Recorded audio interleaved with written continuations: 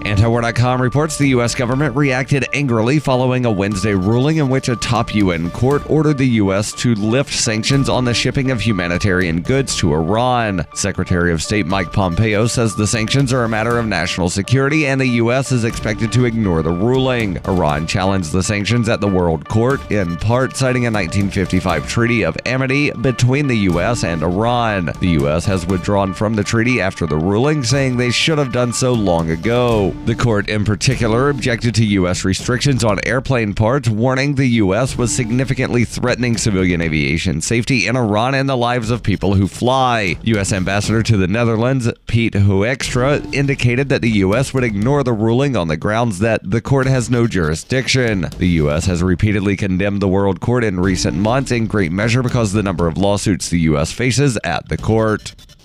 Zencash has changed their name to Horizon to better represent their transition from a cryptocurrency to a pioneering platform that protects consumer data. They're working towards the day when anyone will be able to build privacy-based applications on the Horizon platform and generate income from them. This will allow Horizon to bring thousands of real-life services to the community, services that provide freedom, utility, and privacy. Learn more at horizon.global and join the Horizon community, HORIZEN.global.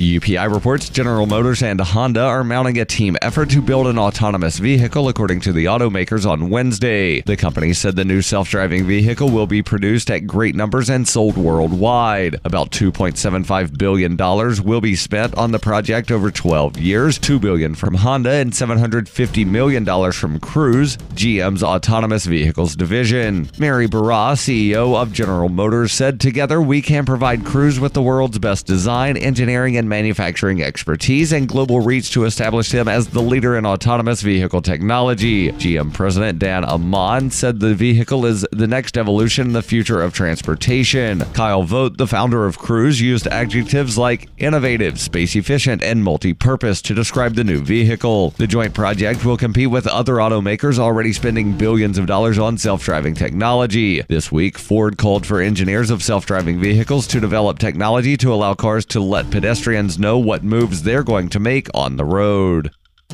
Born into a devastating world and raised among the crowd, the Cloudwalker assumes a new identity and begins the unrelenting quest for truth. In this epic journey, he discovers dark secrets about aspects of his previous life that he once trusted. Through the Journal of the Cloudwalker, he shares both the traumatic hardships and the eternal beauties of his experiences. Fueled in the beginning by his unsettling thoughts and emotions, he learns how to find peace with everything he has woken up to. Dear Society by the Cloudwalker is available from Amazon.com and all major bookstores. Reuters reports millions of U.S. cell phones buzzed and beeped on Wednesday during the first test of a presidential alert system that would warn the public of national emergencies, such as an imminent attack. The test message from FEMA went out at 2:18 p.m. Eastern Time and triggered a loud tone, a special vibration, and a message that read, "This is a test of the National Wireless Emergency Alert System. No action is needed." A separate alert on television and radios was issued 2 minutes later at 2:20 p.m. Eastern. Officials estimated Tuesday that upwards of 225 million U.S. mobile phones and other devices like smartwatches would receive the alerts broadcast by cell towers, or about 75% of all such devices. Officials said they expected the alert would not reach all phones for a variety of reasons. Some people reported not getting the alerts or getting them on a delayed basis. U.S. cell phone users are not able to opt out of presidential alerts. The test alert was the most discussed topic on Twitter, in part because of President Donald Trump's propensity for sending tweets to his 55 million followers.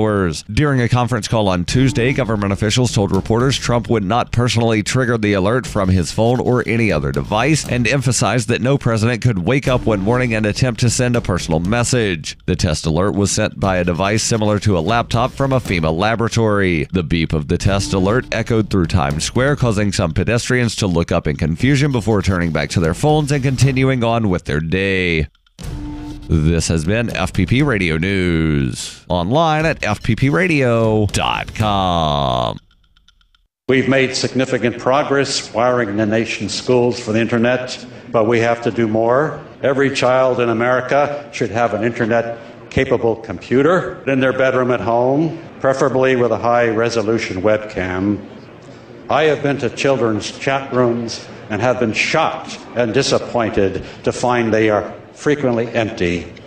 Even When these youngsters do manage to find their way online, they lack the skills to do something as simple as pinpoint their location on Google Maps.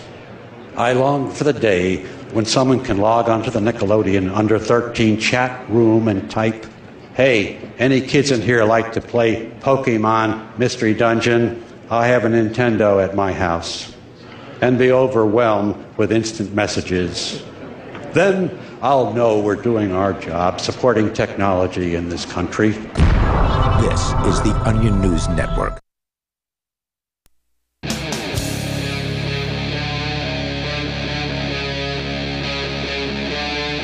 Free Talk Live. This is Free Talk Live. We'll give you the toll-free call-in lines here momentarily, where you can call in to join us and bring up whatever is on your mind. And we have brought in some stories. Oh, have we brought in some stories. Chris, you brought something in from Reason about the divided states of America. You got it. And it's probably not what you're thinking. And actually joined by Rodger Paxton, who, Rodger, you've been on the show several times previously.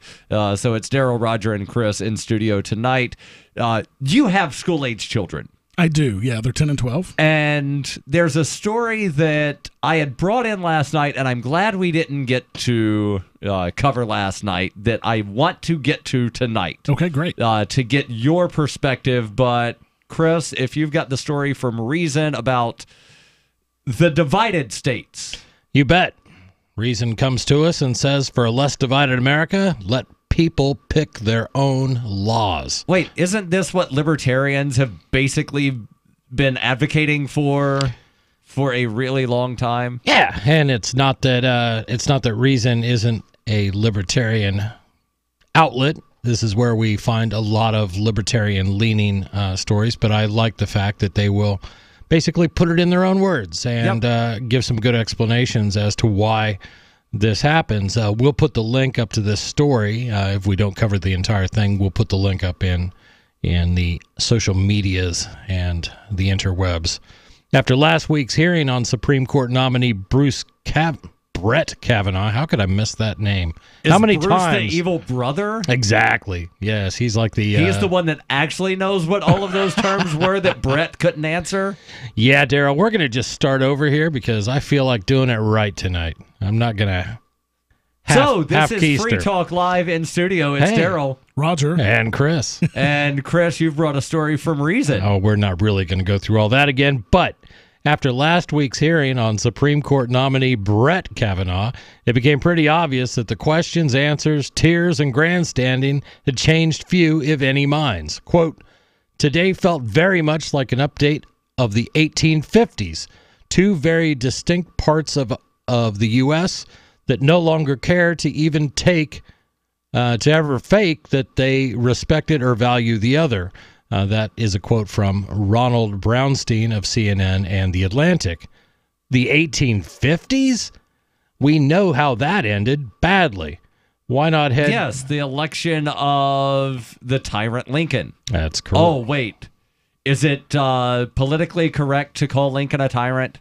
It's never been politically correct. In this studio it is. It's never been politically correct to refer to Lincoln as a tyrant, but it has been factually correct. Yes. Well, this is exactly why we homeschool my children, so that they're not taught that sort of thing. Right. Because I can call Abraham Lincoln a tyrant to my kids, and they fully understand and respect that. So there you go. Your calls and thoughts. If you want to disagree that Abraham Lincoln was a tyrant, 855-450-FREE, 855-450-3733. Or maybe you've got a recipe for cooking strudel. I don't know. Probably not the best thing to call a talk radio show about, but we do let you talk about anything. 855-450-FREE. Unless it is a German baking radio show, which I would say, and we do bake strudel.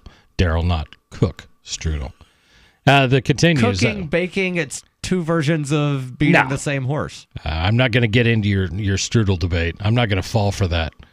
The 1850s, we know how that ended badly. Why not head off continued conflict by letting these, quote, very distinct parts of the U.S. be even more distinct, so much so that there's less for them to battle over. We could even break with the past and try political solutions that let people live side by side without submitting to the authority of opponents they neither respect nor value. All right, so this sounds very much like polycentric societies. It does, yeah. Mm-hmm. To where you're separating state and geography. You could.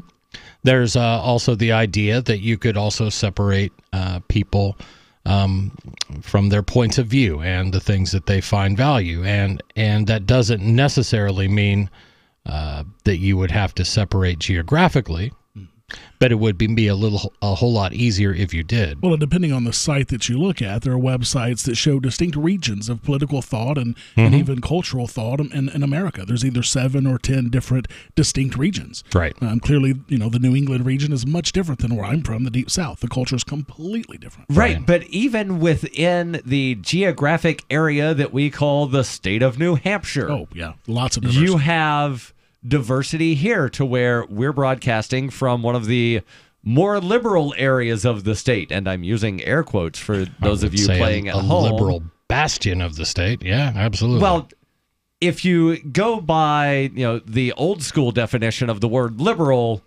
Keene is not liberal.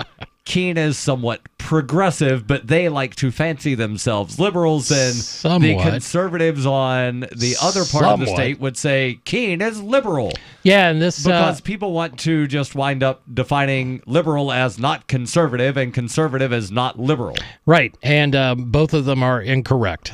These are words that have had their meanings changed over the last 100 or so years. Progressives basically believe that government can take care of you better than you can take care of yourself, and they believe very much that power in a centralized government is a good thing. Well, the conservatives also want to centralize power. They just want to do so for other reasons. Yeah, and not all conservatives do. What I think is different, and now we're starting to mix what I consider republicanism and conservatism, and you could even say that we're not really holding true to the history of the Democratic Party with where they're going. I mean, for gosh sakes, they support affirmative action and things like that, where historically,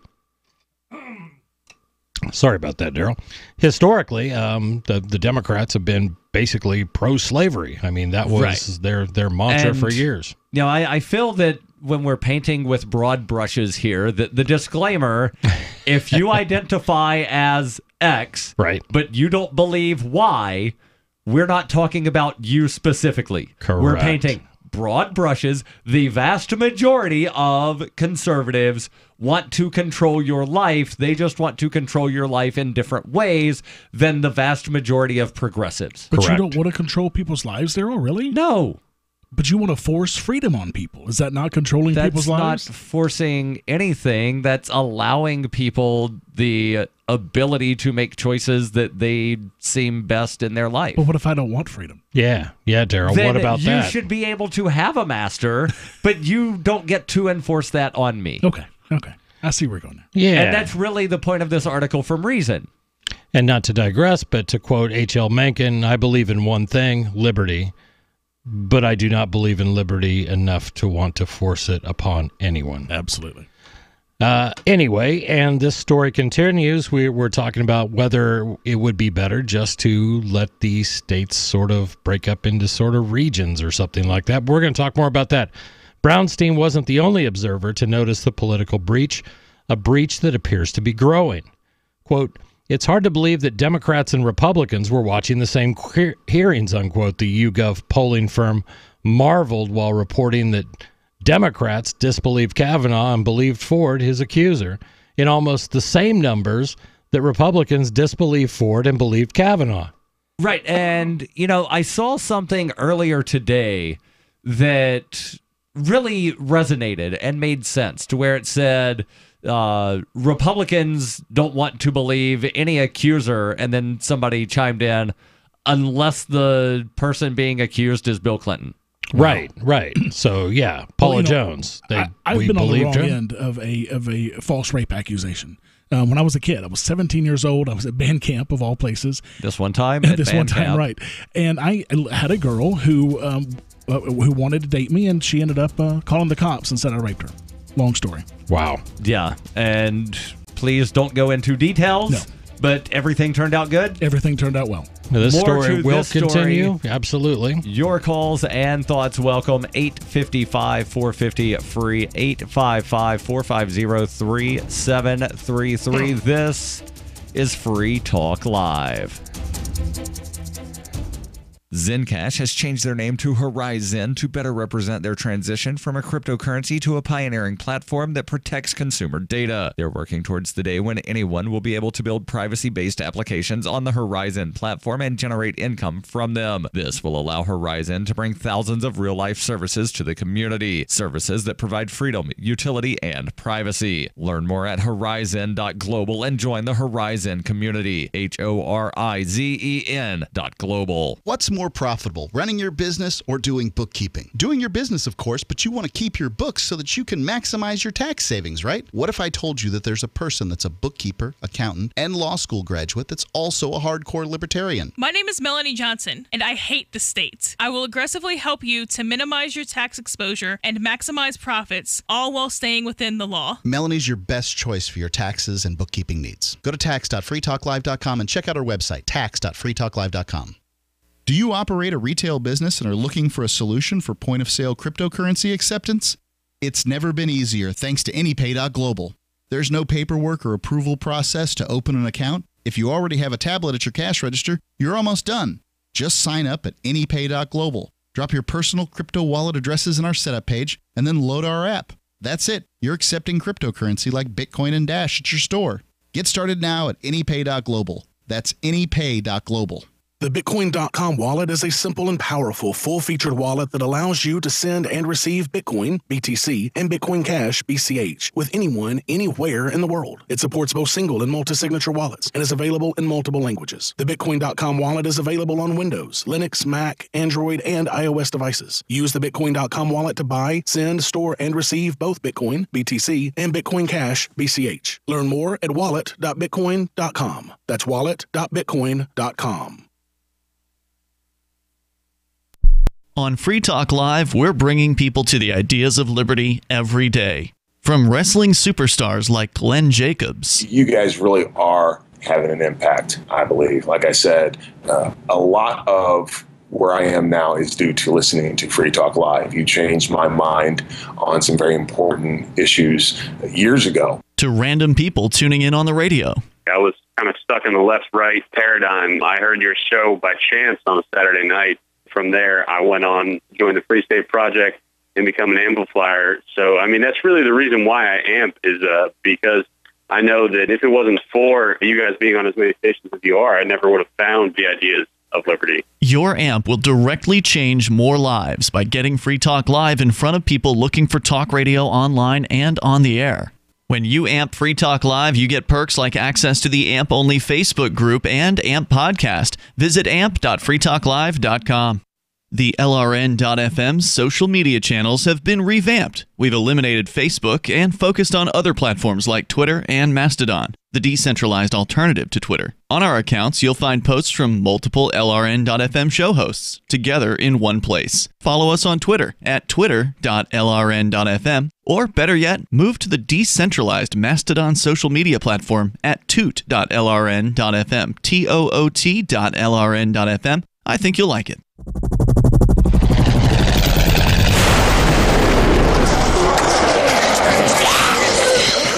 In Survivor Max 2, School Bites, Max must scavenge through a wasteland swarming with the undead. Desperate to find the medicine he needs, he discovers a community of survivors at his former school. Has he finally found the safe haven he's been looking for, or will he discover that school bites? Look for Survivor Max on Facebook, read reviews on Amazon, and read Chapter 1 at survivormax.com. Some of our live shows are streamed in HD on Twitch. Please follow and share at twitch.lrn.fm. That's twitch.lrn.fm.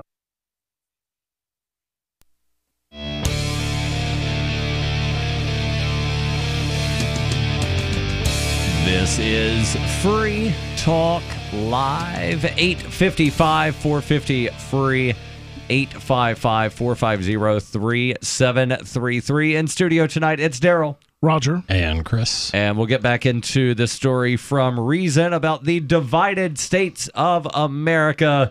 But first, I want to tell you about Freedom's Phoenix. It's a liberty-oriented news aggregation site. They bring the newest, freshest stories and perspectives on current events from those who value liberty. freedomsphoenix.com. Their daily dispatch is the best way to stay up to date on science, technology, historical findings, liberty news, government overspending, and the rise of the police state. Freedoms with an S, Phoenix.com. Freedomsphoenix.com. And we've been reading from an article from Reason magazine, and we will post this link online on the social medias and the interwebs. Yes. And we've been talking about how the country is divided. There's no doubt in any of our minds that that's the case.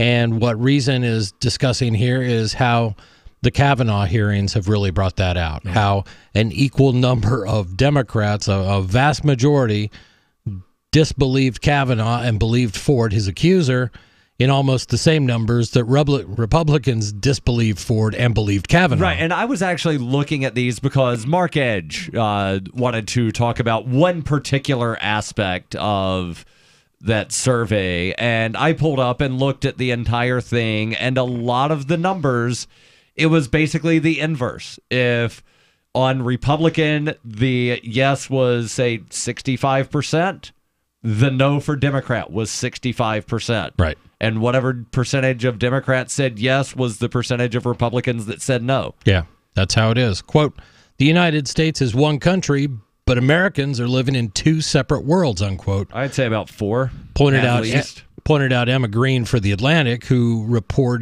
while reporting on July 2018 polling data, quote, "They have become radically split in their basic perceptions of reality." Unquote. Well, and this is another example of an issue with the first past the post election system, because we only have basically two choices in an election, and that's where they're getting this from, is polling data. Sure. So that's why it looks like it's only split in two, whereas, like Darryl was saying, in reality, it's split way more into two. But just based on whatever region you're from, or how you were raised, even what religion you were raised in. Right, yeah. And I do a lot of YouGov polls where I've signed up to say I wish to take part in, polls, and I'll get emails a couple times a week. And there was one that I was taking earlier today where it was asking about the election and do you intend to vote? And the options were, for governor, do you intend to vote for the Republican candidate, the Democratic candidate, other, undecided, or not voting? Right. And so I had to put in the name of the Libertarian candidate, and then at the end there is the thing where you can provide feedback. And so I provided feedback of, if you're going to ask whom I intend to vote for, please list everybody on the ballot. Mm-hmm. Oh, because it's one of these things. It would take so long, Darryl, to add the third name. Right. Well, think of the ink that would be used in adding on that the internet. I'm joking when I say that, just because our Secretary of State here in New Hampshire actually used that as an excuse to oppose third-party candidates. Right, but the thing is, these polls where they don't include all of the candidates are then used by the debate organizers to exclude candidates because they say, well, you didn't poll high enough. You don't have enough support in the polls to justify being on our debate stage. Well, maybe if your buddies running the polls listed me as a choice, I would wind up polling. Right.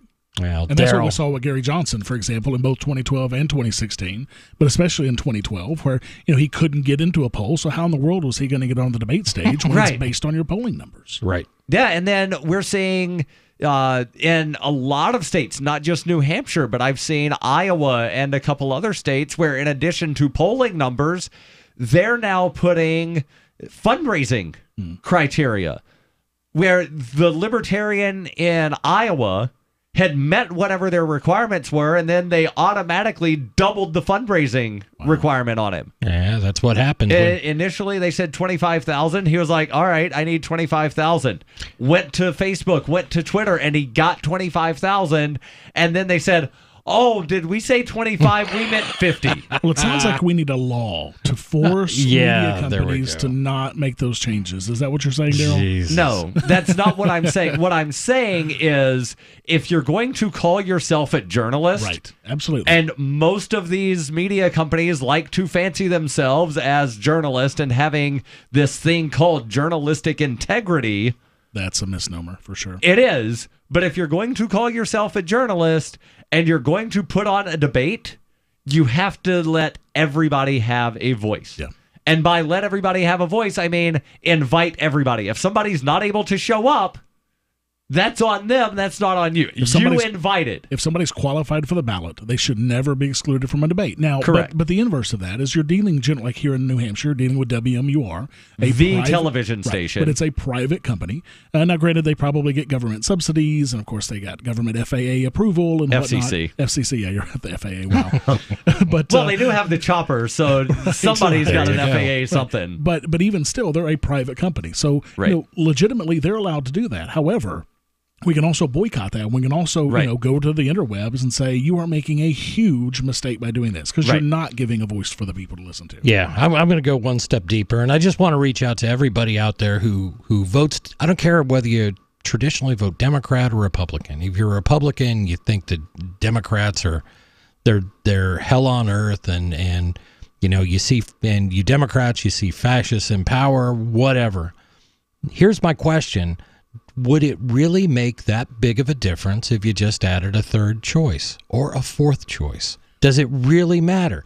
You look at these European countries, when they have an election, they've got like 19 people running for prime minister or for their Congress or whatever. Somehow they can pull it off. What the government is telling you, and it's not really the government, it's the two major parties, the ones that are in control of our government. They are telling you that you are not smart enough to deal with more than two choices. Well, you are too stupid. It's like Bernie Sanders says, how many different types of deodorant do you really need? It's the same thing in the ballot. How many types of candidates do you really need? Well, here's the thing, and I'm going to throw this right back in the faces of the Republicans and the Democrats. How many people, I think it was 11, were in like the first 3 Republican primary debates a couple of years ago. So they acknowledged that you can have a debate with more than 2 people. And they were able to do it fairly enough that everybody on that stage was able to make some points. And I think that it was well done. And I don't know that they all made points, but if the GOP if the GOP used the same criteria that the Commission of Presidential Debates uses for debate inclusion, the first Republican debate would have been Donald Trump debating himself. The second Republican debate would have been Donald Trump debating Ben Carson. Oh, wow. Fair enough. I think I'd watch the one where he debates himself. Well, that would be interesting because he always with has his tiny invisible accordion. Well, hey, have you noticed the tiny invisible accordion when he does his hands? Yes. Yeah, there's somebody they actually like CGI That's awesome. an accordion and made the accordion noises, and after seeing that, I cannot not see the tiny invisible accordion that he plays while he's speaking. And they're the best speeches, and by that I mean the worst speeches. 855-450-FREE, 855-450-3733. This is Free Talk Live. Ever wonder how Bitcoin and Ethereum were created? Vercel Media has helped hundreds of companies and individuals make their own cryptocurrency. Decentralized blockchain solutions are making the world more transparent and giving power back to the people. Vercel Media has helped companies raise tens of millions in the past year alone, structuring and marketing ICOs to the thirsty crypto public worldwide. Don't miss the cryptocurrency revolution. Visit vercelmedia.com, VERCEL media.com. Hunters, anglers, campers, and survivalists. Get back to nature. Expand your horizons with the highest quality, most versatile, unique slingshots and sling bows on the market at slingbow.com. Slingbow products are compact and models start from just $17.98. They're perfect for your bug-out bag or storing in your vehicle. Give yourself and your loved ones the excitement and tradition of slingbow. A new frontier in archery and truly modern twist on this primitive survival tool. Feel the thrill only at slingbow.com. The Free State Project has reached its goal of 20,000 liberty lovers who've pledged to move to New Hampshire and get active to achieve liberty in our lifetime. Perhaps you're trying to figure out what part of New Hampshire should be your destination. If so, consider Keene. You'll find more than 150 reasons to move to Keene at move.freekeene.com. Keene is famous for its historic, publicity-generating activism, as well as being the liberty media capital of the world. It's home to freekeene.com, New Hampshire's destination for liberty activism, news, and opinion. For years, we've been compiling over 150 reasons to move to Keene at move.freekeene.com, where you'll learn about some of what's happening here and what makes Keene a great place to live. If you love liberty, you'll probably enjoy anywhere you end up in the Shire. But do your due diligence first. Please visit move.freekeene.com for the full list of over 150 reasons to move to Keene. That's move.freekeene.com. I love My Magic Mud. I drink a lot of coffee. I had stains on my teeth. Then I found My Magic Mud, and I was told it would remove stains. So I paid attention when I brushed the first time. My Magic Mud is black tooth powder, and the difference it made in my teeth in one application was noticeable. With 4, my teeth were as white as you normal folks out there. Please go to mymagicmud.com and buy a jar. There's 150 applications for $25. You can use Bitcoin, mymagicmud.com.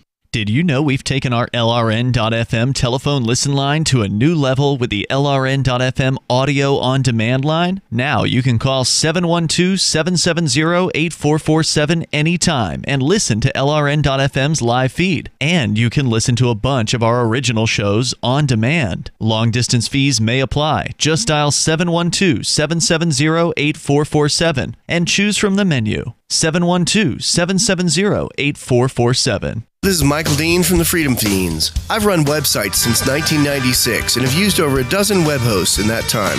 AgristHosting.com is the only one that hasn't broken my heart. Agrist Hosting's uptime and service is stellar, and their DDoS mitigation is the best I've seen. That's important because if you tell the truth in this world, you'll ruffle feathers. And some people will try dirty tricks to silence your voice. No matter what the haters hit us with, Agrist Hosting keeps our websites online. If you have a mission-critical commercial presence or a world-changing activism site, you cannot tolerate any skullduggery. So go with agristhosting.com. Have a WordPress or blog site, but you're not satisfied with performance or uptime? Or just want raw hosting? Want to pay with Bitcoin? Agrist Hosting specializes in high-performance hosting with personalized service. Go to agristhosting.com and click on the button that says Get Hosted. That's agristhosting.com. Love what we do? Please help support our international satellite channels at patreon.lrn.fm. That's patreon.lrn.fm.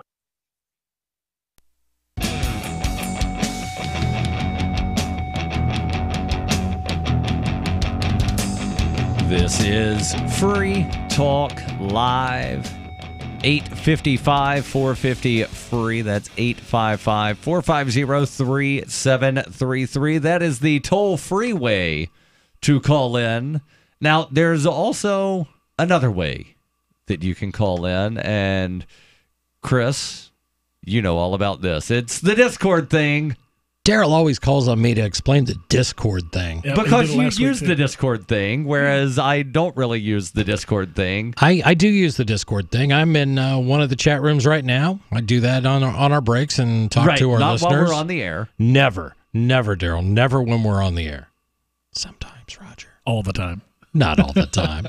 It may be running there in the background. I may give the appearance of being online, but Discord is a online system that anybody can download on virtually any platform. You can use it to find the LRN. Is that what we're under? Yes. Yeah, so it's going to be the Liberty Radio Network. Yeah, discord.lrn.fm. Yeah, and you can join a variety of chat rooms, and you can also do voice chat, which is really cool. Right. And you can even call into the show directly from Discord, and the quality is excellent. So we can always tell when we've got Discord calls on the line because they sound so good. And I know that there are some people that aren't happy about the reorganized channels that happened just a couple of days ago. Yeah, to where there had been channels for each of the live shows on the Liberty Radio Network, and now there's the On Air Now channel And again, some people aren't happy about that, but they'll get used to it. Yeah, nobody likes change. It is what it is. Yeah, unless you're going and buying something, and then the vending machine spits out quarters and dimes, and then people do like change. That's true, Darryl. That is so true. But Discord's a great system. I encourage everybody to give it a download, check it out, and if you're interested in talking to the hosts only on break, Darryl, only on break. We're generally in there, and we'll pop in and say hi and listen to see what's going on. A lot of times, a lot of the things we discuss are things that have popped up in the chat rooms, which is really cool. That's all I got, Darryl. Interaction. Yes. Interaction, right. Interactions. And speaking of, well, actually, I have no clue how to segue back into... That was a terrible segue, Darryl. We've been talking about this divided states of America and the question of, should we let people pick their own laws and their own rulers? And we haven't even got that far, so I'm gonna mow through a couple paragraphs here, and then we'll get into the conversation a little bit more. The United States is one country, but Americans are living in two separate worlds, pointed out Emma Green for The Atlantic while reporting on July 2018 polling data. Quote, they have become radically split in their basic perceptions of reality, unquote. If Americans are living in separate worlds, it hardly makes sense to continue forcing them to live in the same country. Under policies one faction opposes on the other, based on not only different priorities, but incompatible perceptions of the world around them. Messy secession and Civil War scenarios grab headlines in reaction to this divide, but they offer incomplete or horrific outcomes. There may be a better way, one that would allow people to live alongside each other according to different sets of rules and by the authority of their preferred decision makers. Quote, even the wisest and best governments never function with full and free consent of all its subjects, observed Belgian economist Paul-Émile Dupuit in his 1860 article, Panarchy. Quote, there are parties either victorious or defeated. There are majorities and minorities in perpetual struggle, and the more confused their notions are, the more passionate they hold to their ideas, unquote. Parties in perpetual struggle would seem to describe any political system in which the prize of power becomes too valuable to surrender. And it really seems to ring a bell in our world of political factions inhabiting separate realities and worlds. Well, and this is one of the issues with democracy. You know, we hear about the majorities and the minorities, but democracy is horrible for the minority. And of course, the smallest minority is the individual. So I agree with that, but I would say that democracy is horrible for the majority. And let me explain why I say that. Because most people think democracy means majority rules. But in fact, it's the minority ruling over the majority. Because there's almost never a majority of people that show up to vote. Well, that's true. Yes. Which means that you're having a plurality of a minority of people that are making a decision. Right. So it's a minority of people that wind up ruling over the majority of people. You're absolutely right. Now, if it were a true democracy where everybody had to vote, for example, let's just say it's Iraq, for example, then yes, it would still be a, quote, democracy, and you would have the majority deciding everything for the minority. Mob rule. Not necessarily even then, because in Canada and the UK, which they have, slightly different political systems where they have parliaments and they have like 5 or 7 parties represented in their parliament, there aren't a lot of people that wind up getting elected with a majority of the vote because they have so many candidates. So it is still a minority, even if you have a majority of people that show up to vote. Now, when you have multiple coalitions coming together, majority does not mean, you're not just a part of one majority. You're a white male. That's 2 majorities right there that you belong in. I'm not sure. Actually, there may be more females. But anyway, either way, the point of the matter is we can belong to multiple majorities. So if a coalition of 2 different parties come together, they are then, by definition, a majority of the parties. If they, are more than 50%. So there's a way to be a part of it. It's still majority rule, technically, I guess you could say. True. Yeah. So what solution did DePoyet offer? Quote, and this is the gentleman who wrote a paper in 1860 called Panarchy. And as he identifies this very problem we're in right now, quote, I hope we can go on living together wherever we are or elsewhere if one likes, but without discord like brothers, each freely holding his opinions and submitting only to a power personally chosen and accepted, unquote, offered the author. He proposed that people be able to freely register their support for or withdraw from any variety of political associations that could draw sufficient support to maintain their own existence. Ultimately, continued DePoyet, everyone would live in his own individual political community, quite as if there were not another, nay 10 other, political communities nearby, each having its own contributors too, unquote. So basically what he's saying here is consent of the governed? Essentially. And this is one reason why ideas like seasteading and free cities are so important. Because with seasteading, if I, hook my my anchor next to Darryl's, seastead city or whatever the case may be, and I like that for a while, and then all of a sudden I do something that ticks Darryl off and I don't want to be a part of his rules anymore, I can just pull my anchor and move to the next seastead or whatever. And that's what this is talking about. It is talking about, there's actually a book out there called Your Future Government, and I definitely highly suggest checking out. Check that out. And it's very similar. It talks about these very similar ideas. Yeah. And when we look back at U.S. history, I mean, this is what we learned in school. The king was doing things without our consent. He was raising taxes. He was chopping down every tall white pine in New Hampshire. He was doing all these things. And, the founding father talked about, we did not consent to this. We do not consent. Well, that's where we kind of lost that. We lost that idea that we should only... George Washington. Well, we should only... Even before then, though. I mean, let's be honest. Has humanity ever lived in a world where you could choose and then... I mean, even today, they say, oh, well, if you don't like it, leave it. Right. But you're still... I mean, yes, you can choose from different governments, but it's hard to leave. Right. Yes. Very true. And that's and the expensive. thing. A lot of people that say, if you don't like it, leave, don't know the rules on leaving. Right. Your calls and thoughts welcome. 855-450-FREE, 855-450-3733. This is Free Talk Live.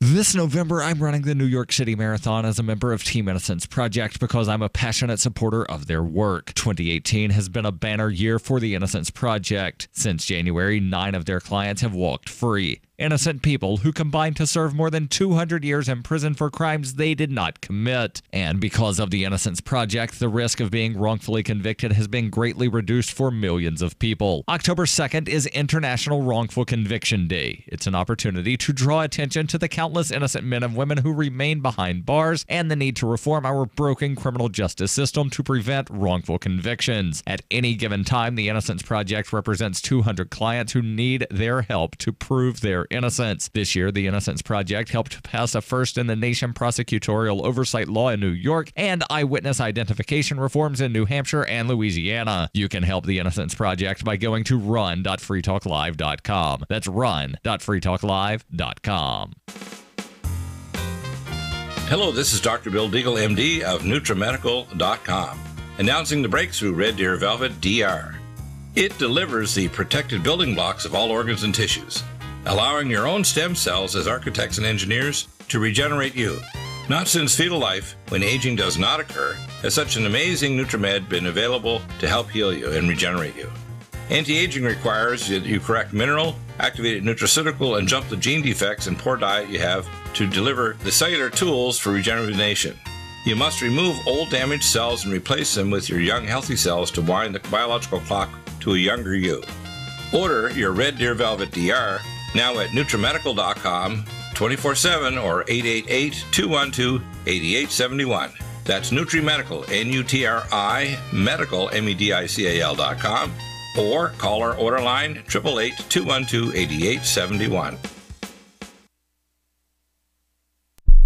We have some good news. The indictments against Ross Ulbricht in the District of Maryland were dismissed with prejudice, meaning they can never be refiled. This is especially good because those indictments contain the only charge ever made that Ross engaged in murder for hire. This was a serious allegation that Ross Ulbricht denies. It was never prosecuted or ruled on by a jury, but was trumpeted by the federal government and the media as if it were proven fact. The Maryland court held these indictments for almost 5 years, poisoning Ross's case and leaving him under a cloud of unproven allegations. As explained in Ross's appeal to the Supreme Court, the fact that the judge used these allegations to give Ross a draconian sentence of double life without parole violated his Sixth Amendment right to a jury trial. Judges are required to issue sentences based on convictions decided by a jury, not unproven allegations never even charged at trial. Although this is a positive development, the dropped indictment will not set Ross free. Now, a presidential pardon is Ross's only hope of freedom. Sign the petition at freeross.org. freeross.org. If you want to know the latest about Free Talk Live before we go on the air, all you need to decide is how you want it delivered. It's your choice. Visit news.freetalklive.com. You can get emailed announcements and participate in contests via our email updates list. Plus, we have a Twitter account that you can follow and a Facebook page where you can become a fan. So visit news.freetalklive.com to get news about Free Talk Live as soon as it's announced and the way you want it delivered at news.freetalklive.com. That's news.freetalklive.com. So you've signed the Shire Society Declaration and are planning your move to New Hampshire to be around more liberty-oriented people. Next, sign up for the Shire Society Forum at forum.shiresociety.com. There are a bunch of people there who are already in the Shire, and they want to meet you. If you're already in the Shire physically, you should also come by the forums. Remember, not everyone uses Facebook. New people are signing up for the Shire Society Forum every month, so drop in and say hello at forum.shiresociety.com. Now you can follow LRN.FM on the decentralized Mastodon social media platform at toot.lrn.fm, toot.lrn.fm.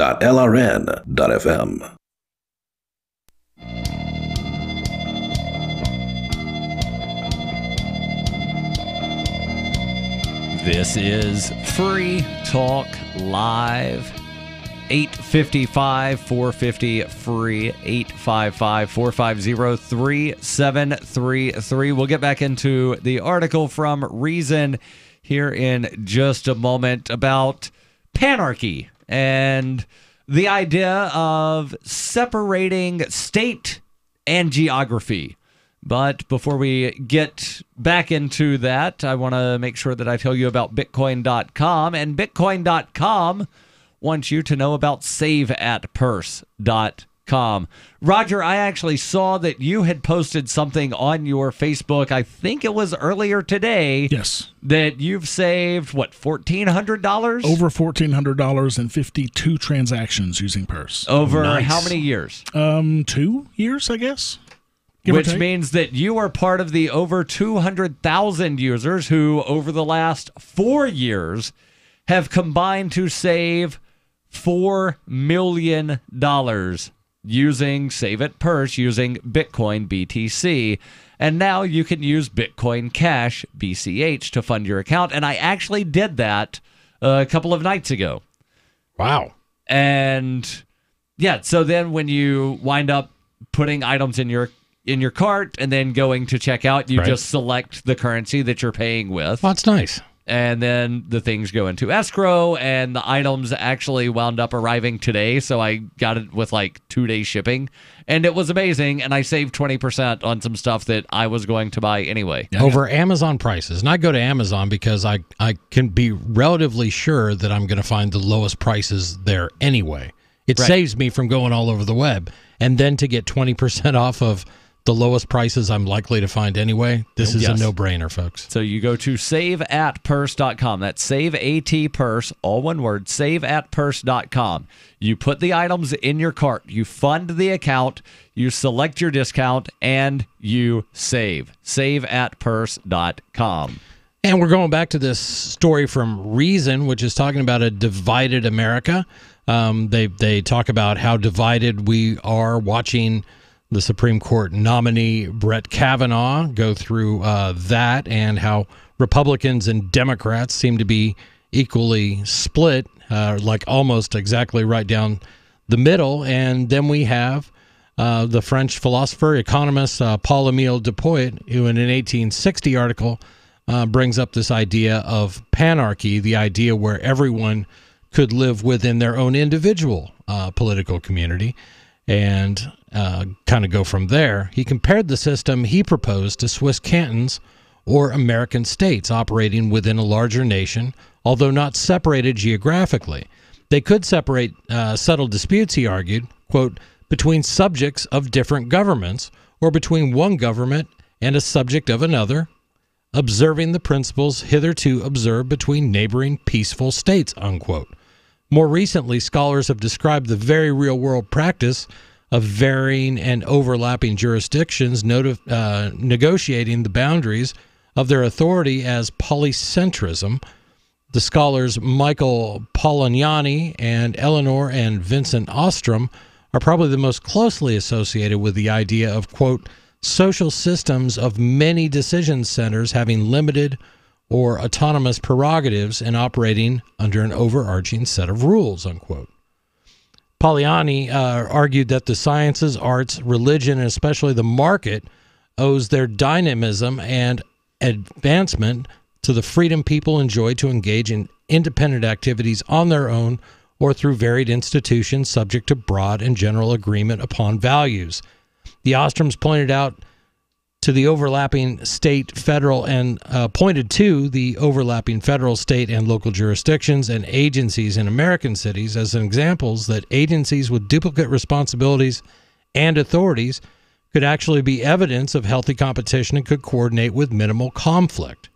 Other thinkers like Bruce Benson, Randy Barnett, Gary Chartier, and Tom W. Bell take the next step and apply the ideal of polycentric law and governance to individuals. So it's essentially a free market for government and law. That's what it boils down to. Yes, yeah. It really is. And I think an easier way to describe this would be voluntarism. Yes, absolutely. To where all human interaction is completely voluntary. As long as you can enter and leave the government of your choice at your own will, right, then absolutely that's completely voluntarism. I mean, right, you could have communist communes in a voluntarist society, hands down, and you would. Right. There's no question. Vermont would probably be a big communist commune, for example, and that's fine. They can do that as long as they're not forcing people to stay or pay taxes. Right. Yeah. And I think a really good example, and maybe some of the Burning Man people might get upset with me for saying this, but I think that Burning Man is a really good example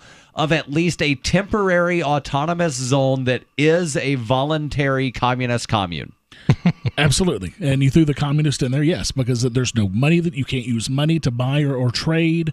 You can do favors of some sort. I'm not going to try to get into what kind of favors those might be. But yeah, no money. Would favors be legally considered consideration?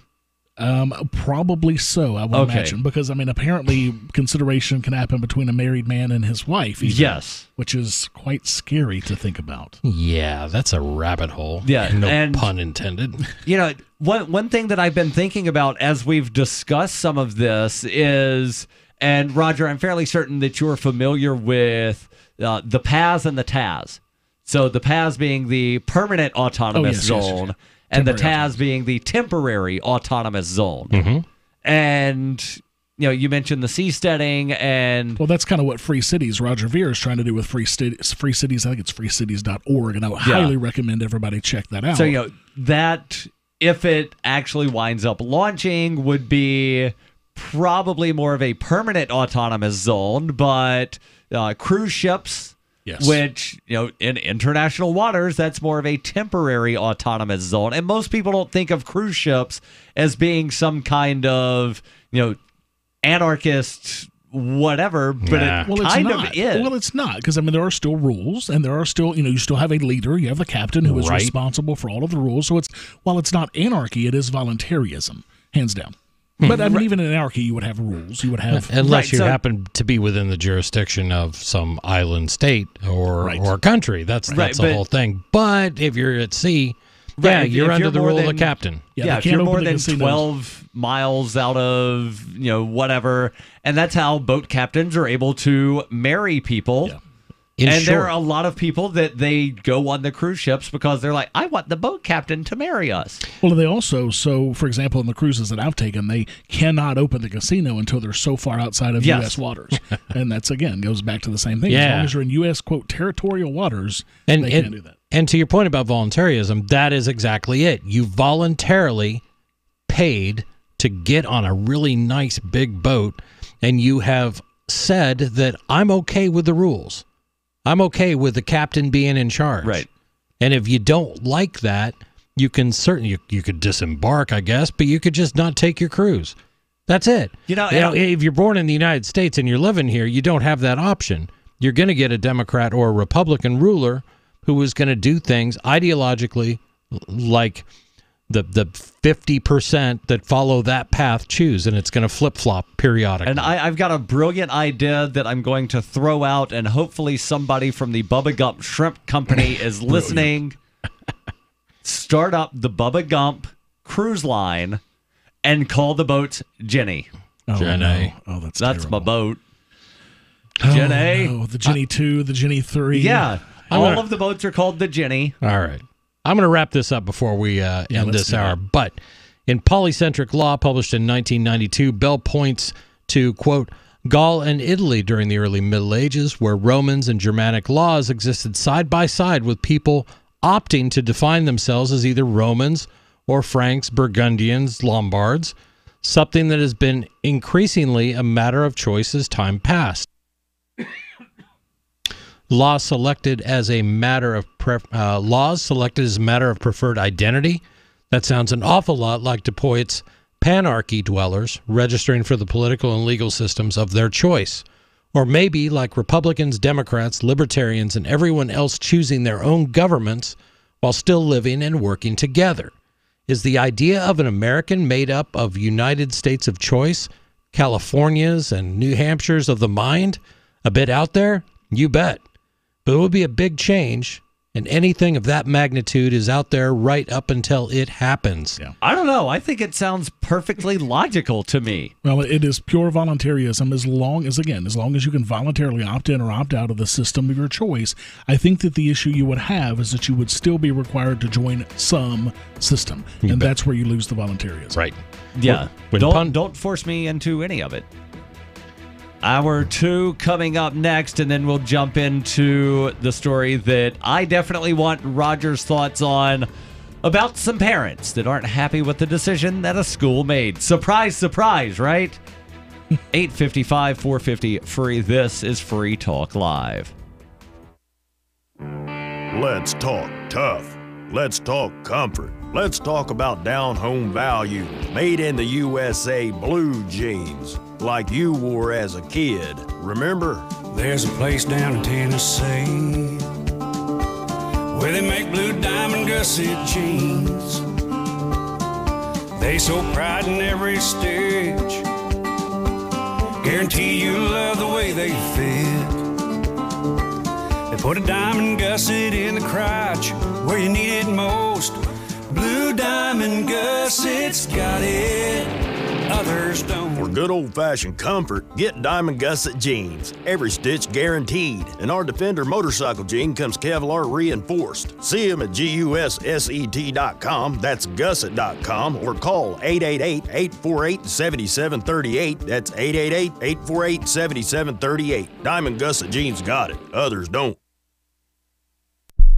The new 4th edition of Healing Our World, The Compassion of Libertarianism, will take your understanding of liberty to a deeper level and has over 1,300 updated references, new cartoons, and a foreword by Dr. Ron Paul. With discounts for multiple book purchases, the 4th edition of Healing Our World is a great gift for the liberals, pragmatists, environmentalists, and Christians in your life who think libertarianism is cold-hearted. Get yours today at healing.freetalklive.com and use promo code FTL for a $5 discount. Some of you asked, and now we've delivered. LRN.FM's live Keene, New Hampshire studio shows are now streamed in HD on Twitch. Visit our channel at twitch.lrn.fm and give it a follow. If you have Amazon Prime, you get one free subscription on Twitch. If you use it on our channel, Twitch will give LRN.FM a monthly piece of your Prime subscription cost. So please watch, follow, share, and subscribe to twitch.lrn.fm. That's twitch.lrn.fm.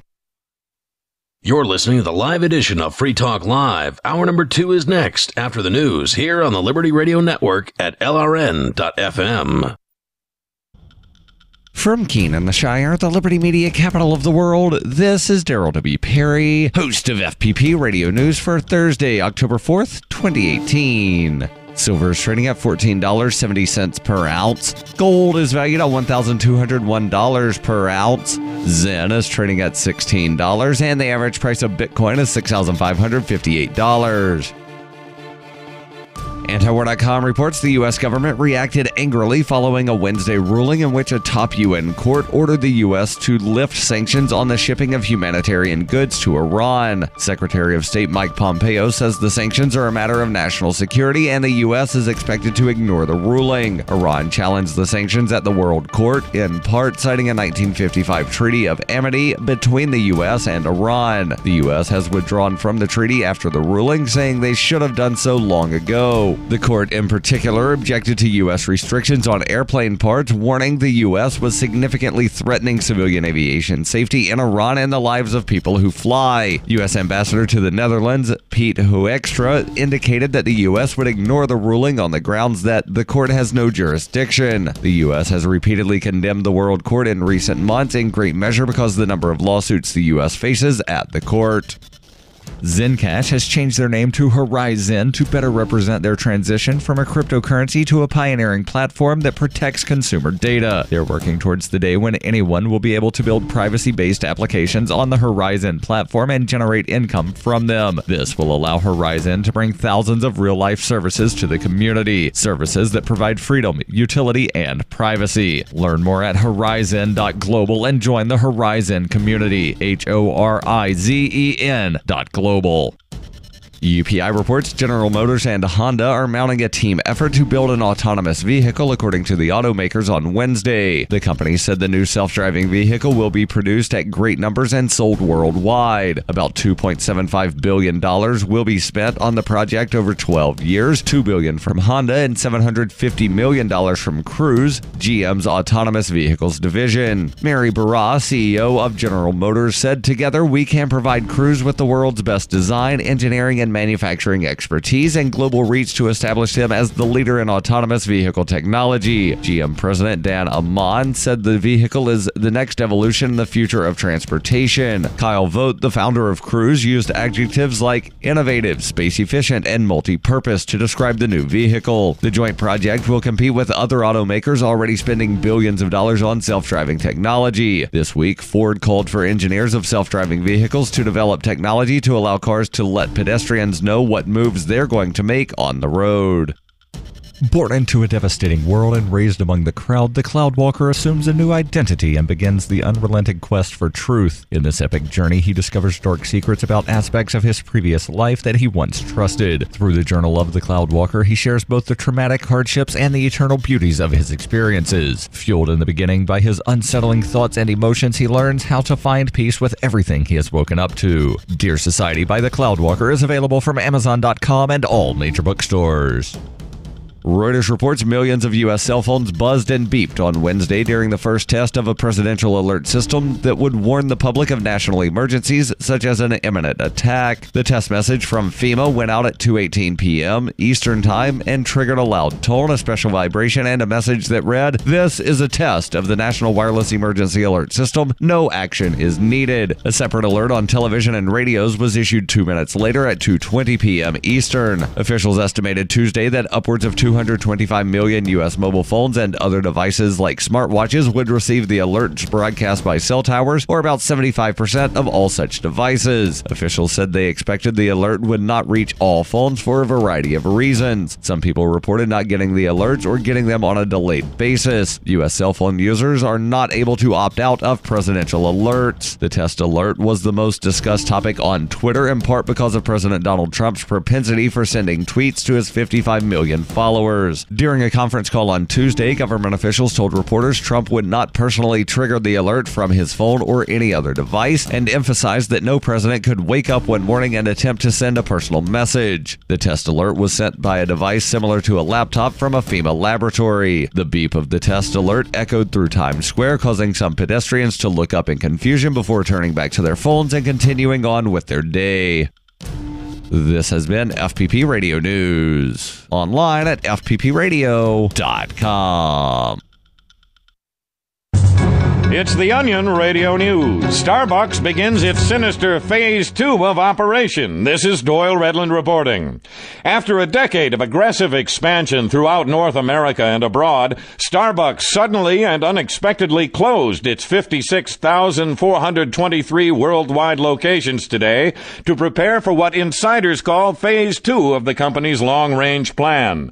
Cynthia Valkamp, Starbucks head of marketing, made this brief statement at a press conference earlier today. We have enjoyed furnishing you with coffee-related beverages and are excited about the important role you play in our future plans. Existing Starbucks franchises across the nation have been shuttered with high-strength titanium, and the well-known Starbucks logo has been slightly altered to present the familiar mermaid figure as a cyclopean mermaid whose all-seeing eye forms the apex of a world-spanning pyramid. Doyle Redland for the Onion Radio News, online at theonion.com.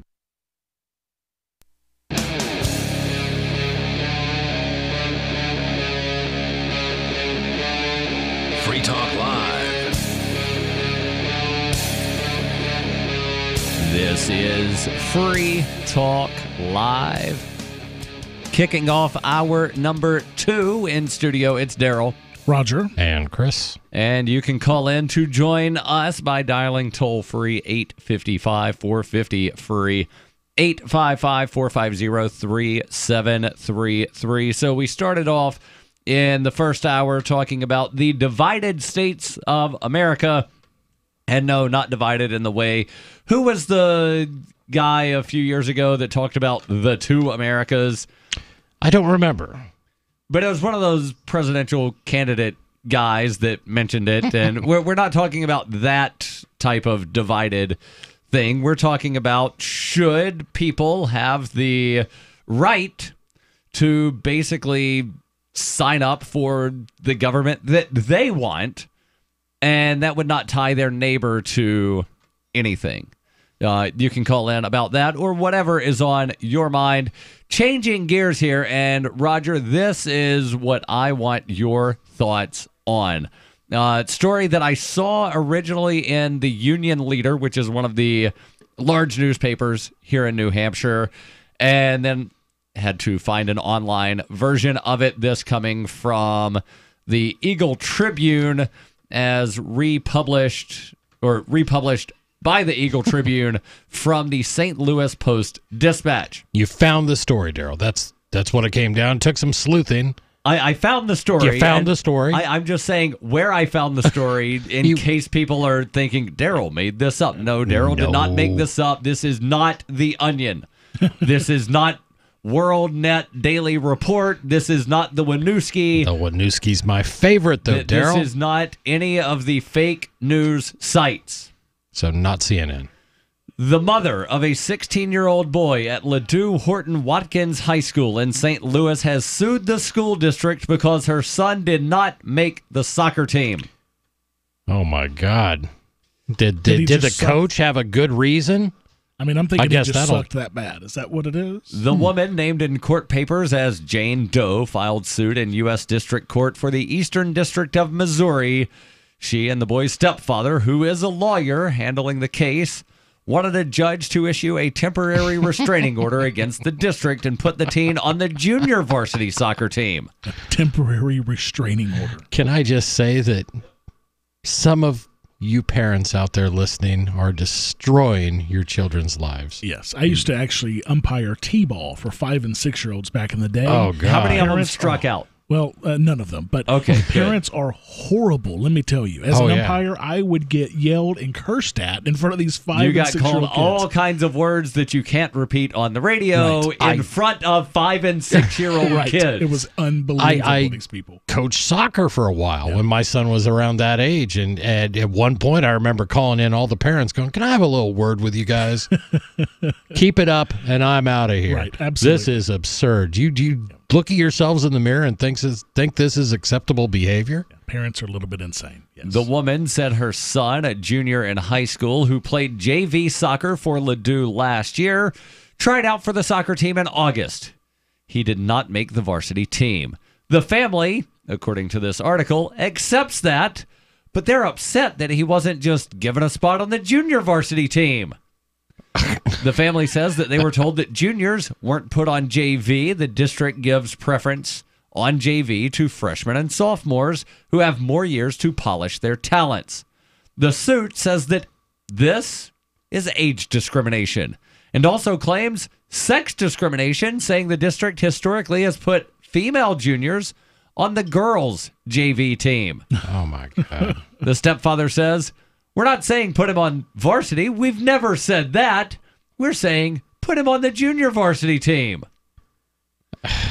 Oh, God, really, people? I mean, is it discrimination? Well, to a certain extent, of course it is. Right. But, for those sorts of situations, do you want a 40-year-old man playing soccer on the junior varsity team? Of course not. Right.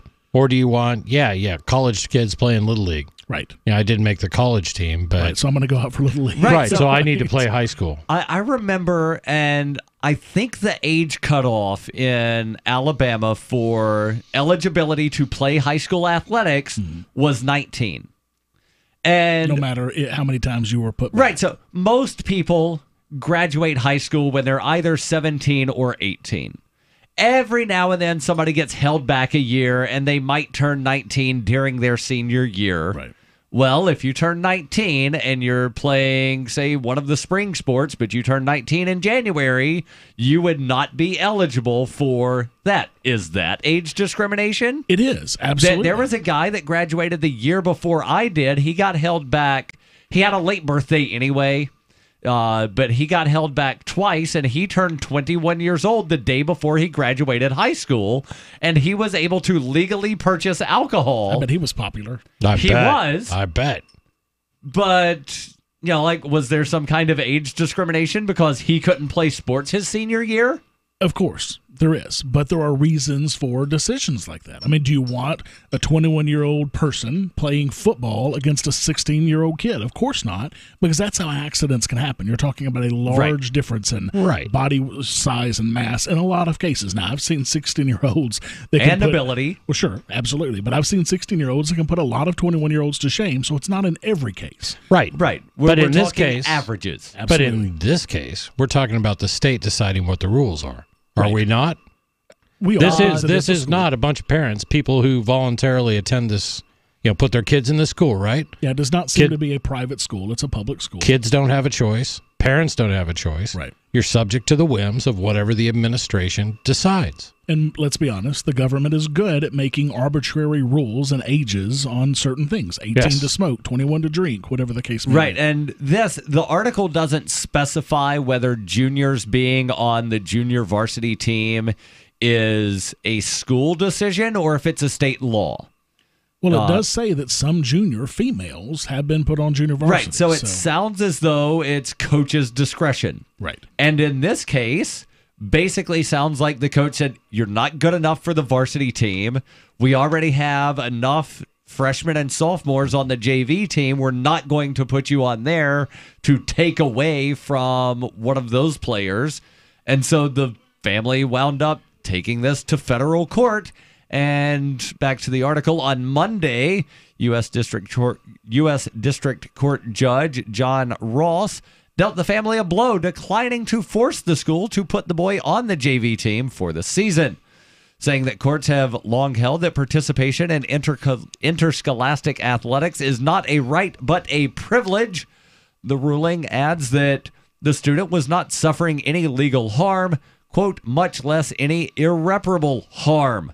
With the season halfway over, the student might not be able to play anyway until just before the final game, according to Ross, because state rules require a minimum number of practices before a player becomes eligible to play in a game.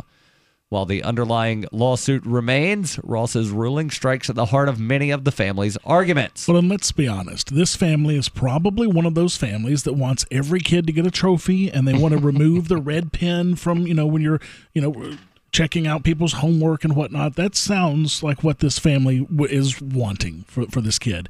And look, everybody wants their kid to enjoy themselves and excel and have fun, but my kid's never going to play football. I know that. Some people are just not going to be able to do it. When I played football in high school, I was on the practice squad. And that's fine. Like, there are a lot of other schools that if I would have gone to most other schools in the state of Alabama, I probably would have been, first or second string. But because of the school that I went to, I was on the practice squad. Did you at least get to dress out, or did you... Oh, they dressed everybody on game night. Okay, nice. I very rarely actually got to play in any of the games. Right. But that's fine. Darryl played if his team was like 40 points ahead. That's when Darryl got put in. Actually, about 49. Okay. But still, I was on the team, and I got elected to be team captain my senior year. Wow. On the practice squad. Vote for Darryl. That's the That's where it all started. There's more from this article, plus your calls and thoughts. 855-450-FREE, 855-450-3733. What are your thoughts on these parents here? This is Free Talk Live. Crimes of the Crown by Captain Mark. The Crown casts the world in shadow and claims to be our guiding light.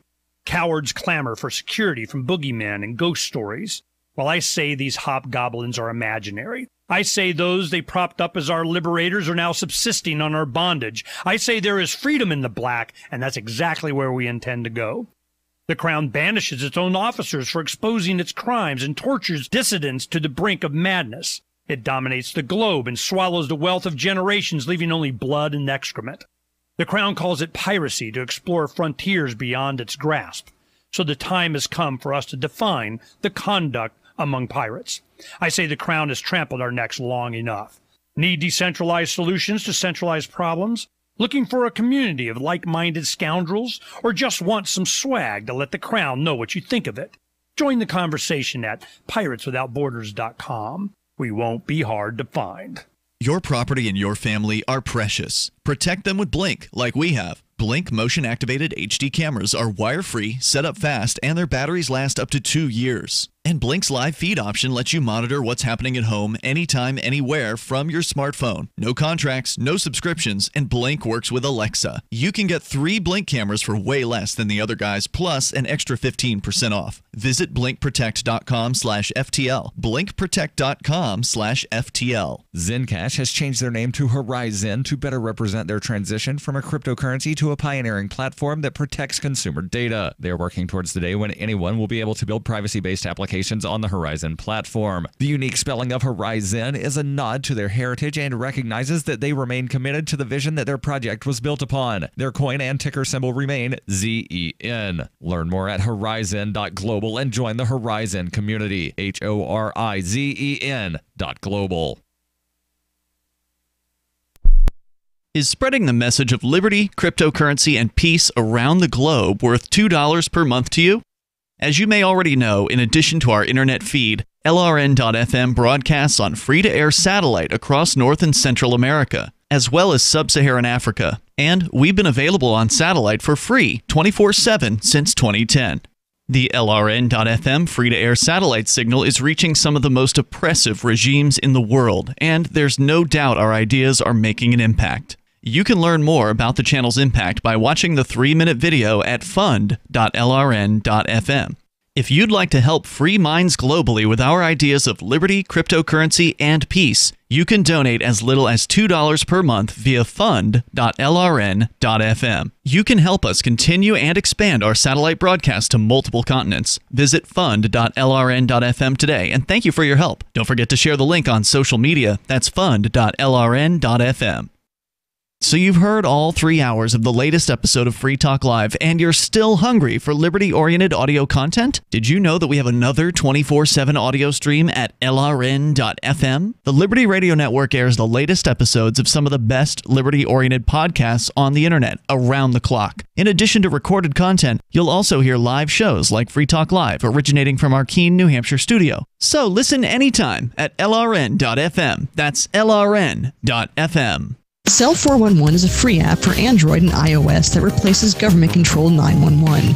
Cell 411 allows you to preset a group of friends or private organizations to show up at any emergency. Cell 411 is a nightmare for the state because it proves their so-called services aren't needed. Cell 411 has had thousands of installs, and of course it's covered by the BIPCOT no government license. Cell 411 because your friends won't shoot you when you're in trouble. Without the government, who would build the emergency services? You and Cell 411. Get it today at getcell411.com. This is the Liberty Radio Network, broadcasting the latest liberty-oriented audio content 24 hours a day at lrn.fm.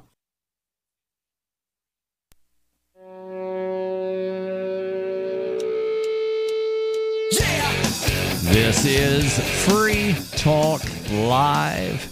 855-450-FREE. That's 855-450-3733. In studio tonight, it's Darryl, Rodger, and Chris. And you guys like money, right? Love money. I like money. Yeah. We should hang out. And Zen is money. It's part of Horizon. And over the last 8 weeks, Free Talk Live has given away over 11 Zen, and we're giving away more. To enter the next giveaway, send your transparent Zen address via email to Darryl@freetalklive.com. Tell us how you listen to the show. The winner will be randomly selected from all entries received before noon on Wednesday, October the 10th. The giveaway is open to all listeners of the show who have not won any of the previous Zen giveaways, and everyone who enters will be automatically entered into the grand prize drawing on November 7th, which means the more times that you enter, and you can only enter once per week, by the way, but the more weekly giveaways that you enter, the more entries you get into the grand prize drawing. So I assume that since I'm co-hosting, I'm not eligible for that because I'm a big supporter of Zen. As a matter of fact, I'm running two Zen secure nodes right now. I love Zen. It's Darryl and I are trying to get one up and running. We need to chat. We should do that. About we'll do that how on the to break. do that. Absolutely. You can learn more about Horizon at horizon.global. Horizen. Horizon.global. And remember, shoot that email with your Zen address, the transparent Zen address, via email to Darryl@freetalklive.com. Tell us how you listen to the show. We'll get back into this story out of Missouri about the family that is suing the school because little Timmy, and they actually don't give his name, the family going by Jane Doe. So, let's just Timmy make up Doe. a name. Little Timmy, Doe, who did not fall down the well, by the way. He just didn't make the varsity football or the varsity soccer team. And I think it was soccer. Soccer team. And also was not put on the JV team. Parents say he should at least be on the junior varsity team, and federal government, you make the school do what we want because reasons. We'll get back into this story. But first, let's go to the phones where we've got Sarah calling in from Albuquerque. Sarah, you're on Free Talk Live. Go ahead with your thoughts. Yes. So our state, we are expected to have a very large voter turnout. What's that mean? More than 40%? Well, they're gauging this because they have 47,000 voter registration cards returned. So all that many people want to register to vote. I mean, so they're updating their address. They're registering high school kids, so they have that much. The registrations turned back in. How about illegal aliens? Are they registering lots of illegal aliens? Roswell is in New Mexico. Yeah. Well, and only a small percentage of people who are registered to vote actually vote anyway. So just because voter registrations are up, which is likely due to some sort of voter registration drive, which is generally what you see when that happens. Right. It That's doesn't why mean they're going to go vote. That's why I'm trying to figure out what sort of voter turnout are they expecting. They looking at 40%? They looking at over half of registered voters? Well, you know what? It was announced by the county clerk, but that's one gauge. Is the registration cards being turned in? But so right, I have no registration idea cards how aren't the same as expected voter turnout. You mentioned large expected voter turnout, and I'm trying to figure out, what large expected voter turnout actually is. Well, I do not know, but you know what? It's a win for the Democrats, though. Why is that? Because I think, the Democrats are kind of lazy. They expect, if I don't vote, there's 10 other Democrats. They're going to vote instead of me. You sound like a Republican now, calling Democrats lazy. Come on. Wait, isn't she a communist that sits at home without a job and lives off the government dole, and she's calling Democrats lazy? Well, right, Democrats who have more candidates running for Congress than the Republicans this year. Yes. But Sarah wants that stuff to continue, so she wants to have a good Democrat turnout. But would that not be considered lazy, though, to be somebody who lives like that? I mean, just saying. I am trying to call you lazy, yes, Sarah. There we go. There it is. Yeah, we do. Well, the elephant in the room. I guess I happen to be lazy, but the Democrats always have this luxury. I don't have to vote. If I don't, there's like eight of me. Right. For every one Republican, there's like 8 Democrats in our state. And then you so lose. I really don't care. So that equals to, when you have a big turnout, that means that 3/4 of them are going to be Democrats, and we're just going to, win. So So New Mexico has a population of a little over 2 million people. Are you saying that the majority of those 2 million are Democrats? Yes. Okay. This is a blue state, actually. Yeah. But the thing is, sometimes it's a blue state. But like I said, during some presidential, it turns red because they just don't care. They're like, I don't. Republicans are a little more fired up. They want to shift that to a red state because red's better than blue, according to Republicans. But I just want to dispel this issue that you don't work, Sarah. You've told me before that you've had to go down to like Social Security office or some government office and fill out tons of forms. You consider that work, correct? Well, you know what? Actually, I had a facilitator. It was too much for me to deal with. So you So you didn't even fill out the paperwork. Hey, hold on. Let's not jump down her throat. Explain to us how this works. So you have a facilitator that helps you fill out the government forms to get free stuff. How does that work? Well, that's because I have mental illness. I'm overwhelmed. I get freaked out with these tax forms, with the Section 8 paperwork. I still have problems doing renewal. I mean, I call on this show and I talk about red light cameras and speeding bans, but you do. So I never. Yeah, that's not work. Well, she considers it part of her activism. Well, Sarah, would you be willing to share with us what sort of mental disorder you have? She's shared that numerous times. Oh, has she? She says she has bipolar disorder, which prevents her from working. Sarah, thank you for the call. Sarah, I did pull up New Mexico voter registration data, by the way. 1,250,000 voters, 45.8% are Democrat, 30.4% are Republicans, just under 1% are Libertarians, and 22% are no party, independent, or decline to state a party, with the remaining 1% being other. So very blue, in other words. She was right about that. Yeah. But going back to the not bipolar, a majority. Going back to bipolar can be a very serious, debilitating mental disease. It absolutely can be. Can be, but not in every instance. No, definitely not. Just like, schizophrenia has different varying levels, degrees. Varying degrees, right. Yes, absolutely. So, if hers is severe enough, I could see her not being able to work. But that begs the question, does that mean that everyone else should pay for her lifestyle to be able to call in talk shows anytime that she wants to and then have somebody else do her paperwork for her to get her.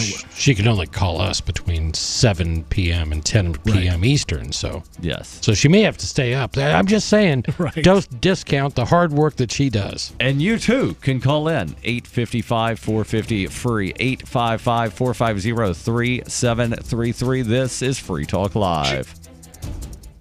When you use public Wi-Fi, hackers and identity thieves can see anything you do online. Embarrassing photos, your web history, even your passwords. That's why I use private internet access to encrypt my internet connection for less than 10 cents a day. Sign up now at privateinternetaccess.com, and in just a few minutes, you'll be browsing anonymously and only sharing what you want to share. privateinternetaccess.com. It's time to protect your online privacy. Hunters, anglers, campers, and survivalists. Get back to nature. Expand your horizons with the highest quality, most versatile, unique slingshots and sling bows on the market at slingbow.com. Sling bow products are compact and models start from just $17.98. They're perfect for your bug out bag or storing in your vehicle. Give yourself and your loved ones the excitement and tradition of sling bow. A new frontier in archery and truly modern twist on this primitive survival tool. Feel the thrill only at slingbow.com.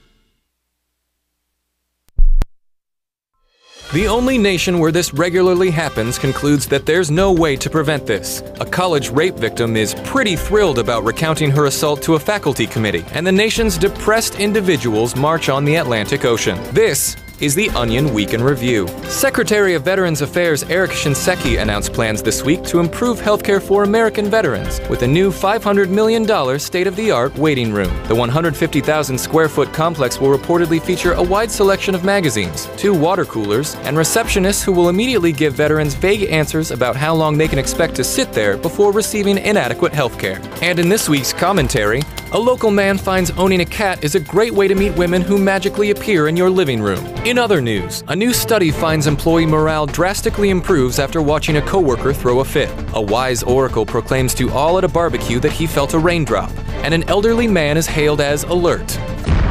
This is the Onion News Network.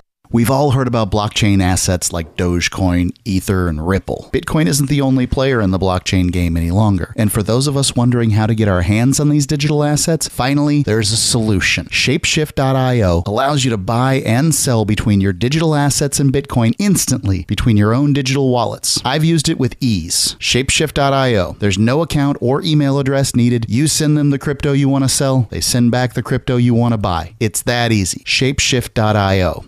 LRN.FM is proud to announce our official listening apps for Android and iOS devices. Now you can easily tune into our streams anywhere, anytime on your smartphone or tablet. Just visit apps.lrn.fm or search for LRN.FM in the Android or Apple app stores. Please download, rate us 5 stars, then share the link on your social media and let your friends and family know how you're listening to LRN.FM. Download it now, free at apps.lrn.fm. Since time began, tyrants have taken aim at personal liberties. Now there's a movie that aims back. The government has no more right to tell us what to put in our bodies than they have to take our guns or tell us what books we can read. 6 drug police were eaten by bears while raiding a marijuana farm. On your knees, you dirty hippie! Jesus. On your knees! What's the problem, officer? Today, many cops who enforce pot laws do so only because it provides them with cushy jobs, good benefits, and a chance to push people around. I was an undercover narcotics officer. The drug war is nothing but a farce. The Second Amendment says you gotta keep you and your gat intact. Guns and Weed, The Road to Freedom. A film by Michael W. Dean and Nima Vadadi. DVD available now at gunsandweed.com or on Amazon. That's gunsandweed.com. Makes the perfect gift. Remember, that's gunsandweed.com.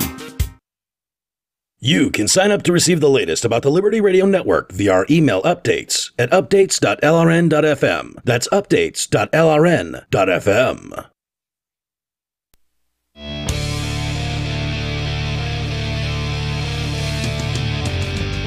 This is Free Talk Live, 855-450-FREE. That's 855-450-3733. In studio tonight, it's Darryl, Rodger, and Chris. And we'll get to the phones here in just a second. You can call in toll-free 855-450-FREE, 855-450-3733. And if you like the show, then consider going over and joining the AMP program. AMP stands for Advertise, Market, and Promote. And the $5 or more that you contribute every month helps us do just that. Helps us advertise, market, and promote the show to more radio stations. We're currently on about 190, and we could be on even more, especially with the news this week that a longtime weekend show, Money Talk, is going away. So I spent basically the better part of this morning calling a bunch of radio stations. Yeah. That's been on forever, and that's a big show. Long time, and they're going away. So you can, you can also call the local radio station where you're at if you're not listening to us on the radio, and ask them to carry Free Talk Live. If you are listening to us on the radio, you can call and thank them for carrying the show, because a lot of times program directors only hear calls from people that are arguing and complaining about why a show is on the air. Right. So, they like the positive feedback as well, and we like it when you join the AMP program. AMP, amp.freetalklive.com. And want to thank M. Yakubovich, who is a gold amplifier. We started back in September going through the list of amplifiers, and if we've not read your name out yet, we'll get around to it. Just might take us a little bit of time. amp.freetalklive.com. And again, thank you to M. Yakubovich. Let's go back to the phones, and then we'll jump back into this article about the parents suing a local high school because little Timmy didn't make the soccer team. We've got John calling in from Tennessee. John, you're on Free Talk Live. Go ahead with your thoughts. John? You're on Free Talk Live. You're going to need to turn the radio down. That's something else. Yeah, I don't know what is going on there. Put John back on hold. We'll try him again in a few minutes. Let's jump back into this article again out of St. Louis about this family who is protecting their own identity for some reason, filed court papers. The mother, using the name John Doe, filed papers asking for district judge to issue a temporary restraining order and forcing the local high school to put little Timmy, again, his name not provided in this article, so I'm just calling him little Timmy. They wanted little Timmy to be put on the junior varsity team because he did not make the varsity team. Ross, that's the judge, said that the student's mother and stepfather's advocacy on behalf of their son is admirable, but said forcing the player onto the team would undermine the soccer program's legitimate philosophy of prioritizing the development of players with more years of eligibility, as well as invite future lawsuits from others involving the court in any of the district's innumerable other extracurricular activities. The judge's ruling says that even if a student's grade level was used in policy decisions, it would not be unconstitutional. Again, the parents are saying that there's age discrimination here. And gender discrimination. Right, because there are females on the female junior varsity team that are also juniors, and little Timmy here is a junior. And so, well, if it's good enough for the girls' soccer team, it's good enough for the boys' soccer team or something. It's extremely rare that you would find me agreeing with a government bureaucrat, a judge, a school especially. It's extremely rare. However, even in private organizations of sports, you have age discrimination. Yes. You have a group for the 5 and 6 year olds to play t-ball, and then you have coach pitch, and so on and so on. Boys Club has been doing this for decades, and there's a reason for that, because obviously different ages, different sizes of kids, different mental acuity, right? And so there's a reason for it. So as much as I hate to say it, I kind of think this judge made the right decision. I will go with the idea that if people are not happy with their government-run organization or the rules that are being imposed upon them, and they probably have no choice but to accept whatever dictate comes out of the school district, right? Then form your own leagues. do this, because this happens all the time. You know, you can play darts at Joe's Bar and Grill, and there's probably not a whole lot of structure behind that. Joe's Bar and Grill is not an advertiser of Free Talk Live. But, but everybody still gets together, and same thing could go for kids' sports or band or whatever you want. And in some of these sports, and I don't know necessarily about soccer, but in some sports there are, club organizations that are separate from the school. There's also the AAU, which is the Amateur Athletic Union. Now, I'm guessing if little Timmy didn't make the varsity team, little Timmy also would not make the AAU team, because those are, like the extra talent level above, to where a lot of times, specifically with basketball, you'll have the AAU players that don't play high school basketball, and they travel around the country, and they wind up getting recruited to better schools than if they would have played high school basketball. Right. Yeah, my issue just is it's parents trying to use force to force a change that they want. Right. That's exactly what it is. Yeah, and that's... And they're trying to use the force of government to do it with. Of course, but if I were to, if I have an agenda, it's for people to look at issues like this and say, is there an easier way to do this? Is there a better way? Is there going to be a more successful way to do this without threatening people or without taking a school district to court because your kid didn't make the team? You mentioned starting your own league. When I was mentioned earlier, I used to umpire T-ball. The reason we had T-ball in our small town was because the boys club did not have it, so my mother started the Youth Athletic Association. Perfect. Which was a 5- and 6-year-old group for soccer, T-ball, track, and basketball. Right. She started that because there was nothing for 5- and 6-year-olds in our small community, and she ran that for 13 years, completely voluntary. Right. And it succeeded. It was extremely well done. And then the boys club, a decade later, started doing 5- and 6-year-olds. So she, her mission was complete at that point. Continuing the article here, the judge also said that he found no evidence of gender-based discrimination in the way the school's soccer program was run, citing testimony from Dave Ehrenberg, the head soccer coach. Reach after the ruling. Well, I will say this. So if they are doing it for females, if they're putting female juniors on the junior varsity team and they're not doing that for males, that to me is an issue. That's where you've drawn the line, because now you have, I thought we were all supposed to be equal women's rights, right? Supposedly. So if you're doing it for women, I think that would be considered gender discrimination. Again, it's not a policy, it's coach's discretion. Well, okay, I'll give you that.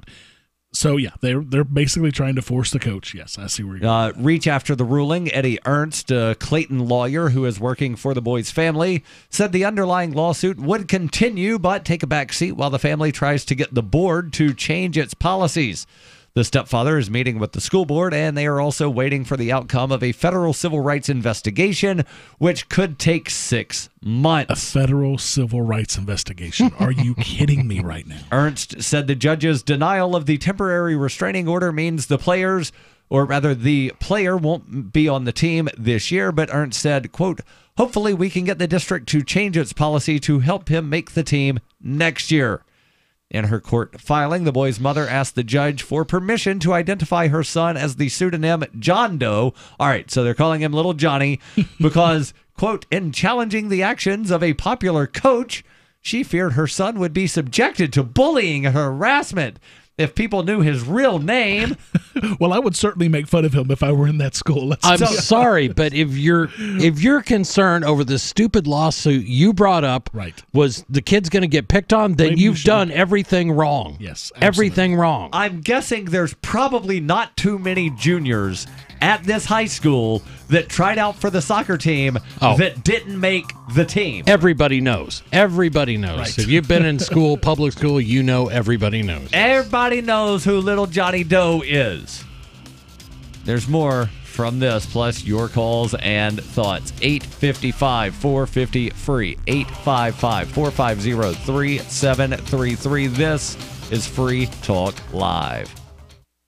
Bitcoin.com wants you to know about SaveItPurse.com. Since launching in 2014, over 200,000 users have saved an average of 15% for a combined $4 million using Bitcoin, or BTC. And now you can use Bitcoin Cash, BCH, to fund your account. You can save between 5 to 33% on things you're going to buy anyway when you shop using SaveItPurse.com. Add items to your cart, fund your account, select your discount, and save. SaveItPurse.com. Save ATPurse.com. What's more profitable, running your business or doing bookkeeping? Doing your business, of course, but you want to keep your books so that you can maximize your tax savings, right? What if I told you that there's a person that's a bookkeeper, accountant, and law school graduate that's also a hardcore libertarian? My name is Melanie Johnson, and I hate the state. I will aggressively help you to minimize your tax exposure and maximize profits, all while staying within the law. Melanie's your best choice for your taxes and bookkeeping needs. Go to tax.freetalklive.com and check out our website, tax.freetalklive.com. Do the letters IRS give you anxiety? I'm Dan Pilla. I've defended people from the IRS for more than 40 years. My book, How to Get Tax Amnesty, created the tax resolution industry and is responsible for helping hundreds of thousands of people. It can help you too. If you're a non-filer or facing IRS enforcement right now, your case is unique. You need real help, not cookie-cutter advice. My clients get my personal attention. Buy my book at danpilla.com and get a free consultation directly with me. That's danpilla.com. Let's start solving your tax problem right now. Water is the single most important thing your body needs, so you want to be sure it's the best for you and your family. Since 2005, thousands have depended on Berkey purified water. The Berkey Guy provides the lowest priced filtration systems in every size. For incredibly delicious water now and in an emergency, get to goberkey.com or call 877-886-3653. 877-886-3653. goberkey.com.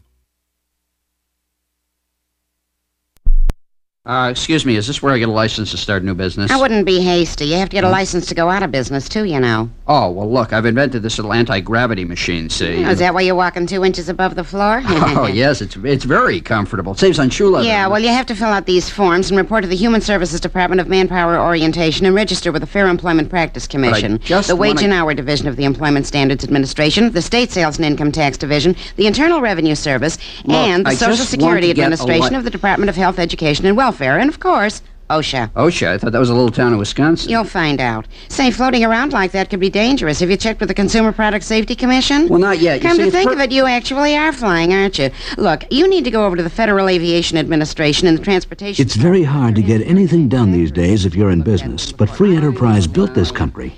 Think what could happen if we don't keep it free. A public service of this station and the Center for the Defense of Free Enterprise, Bellevue, Washington. We just can't have people floating about unregulated, you know.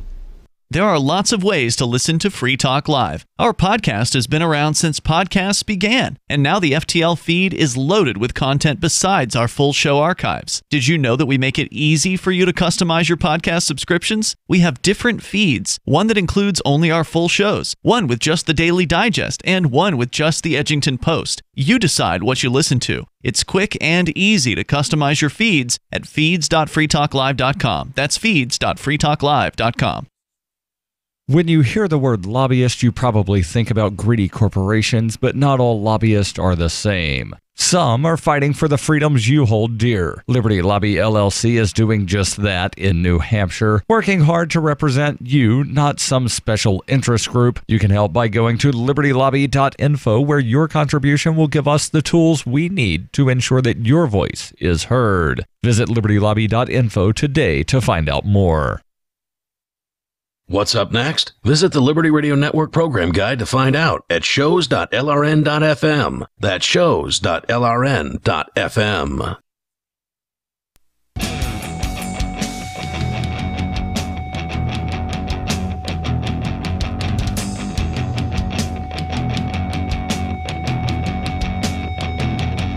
This is Free Talk Live. 855-450-FREE, 855-450-3733. In studio tonight, it's Darryl, Rodger, and Chris. Did you forget your name for a second? No, I'm just not used to being introduced on the radio. Right. I'll get there. Okay. You do your own introduction. Look, I had like a 0.5 millisecond pause there. Give me a break. In the middle of your name, which was kind of Rodger, like you forgot who you were. He wasn't sure whether to give his name or his my Liberty name. No, I was going to say your government witness name. Oh, right. Witness protection name. Yeah. Now, I don't know if you have a witness protection business, but if you do, and you're helping libertarians protect their self, then you can list it on liberty.menu. I know that you have other things listed on liberty.menu, as do you, Chris, and as do I, Darryl. I have several things listed there. And liberty.menu is a directory of liberty-minded businesses. It's a tool for our community. At its core is a directory for events, businesses, digital content, and more. Listings can be rated and reviewed, and there's also a bit of a social networking aspect where you can connect and share with other users.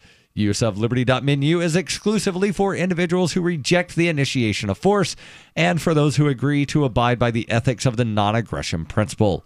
Put your voluntarist ideas into action at liberty.menu and use code FTL to get a special Free Talk Live listener badge. Liberty.menu.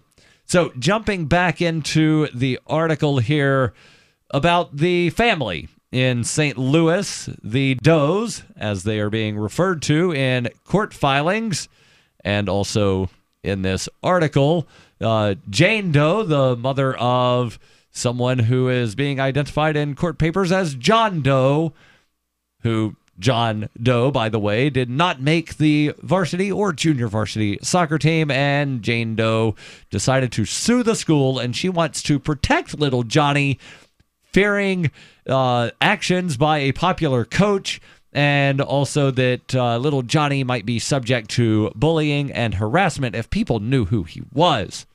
The article here says the St. Louis Dispatch is not naming the stepfather, who is the lawyer handling the case, because that might identify the teen. Now, I do have a Pacer account, but I've not had the chance to try pulling up Jane Doe v. Ladue Horton Watkins High School in St. Louis to try to find out the name of the lawyer/stepfather here, because I do think that it's important, if we're giving people's names, to identify people, right? Well, I mean, it's public information. It's part of the public record.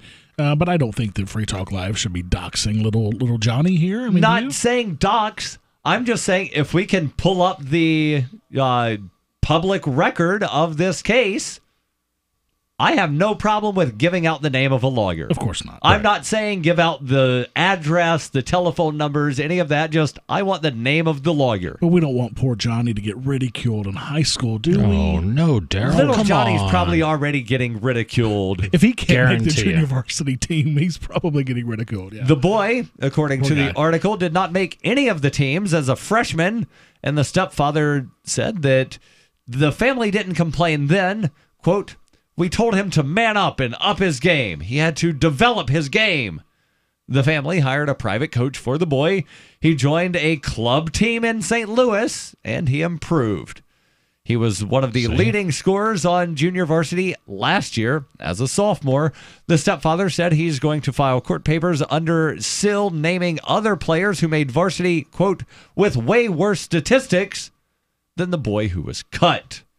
The coach told the boy's stepfather in an email filed with the court that there were 40 students trying out for 24 spots on the varsity team. But it's not all about stats. I mean, let's say the kid is just not a good team player. I mean, soccer is a sport that requires you to be a team player because you've got to be able to pass the ball. You've got to work as a team.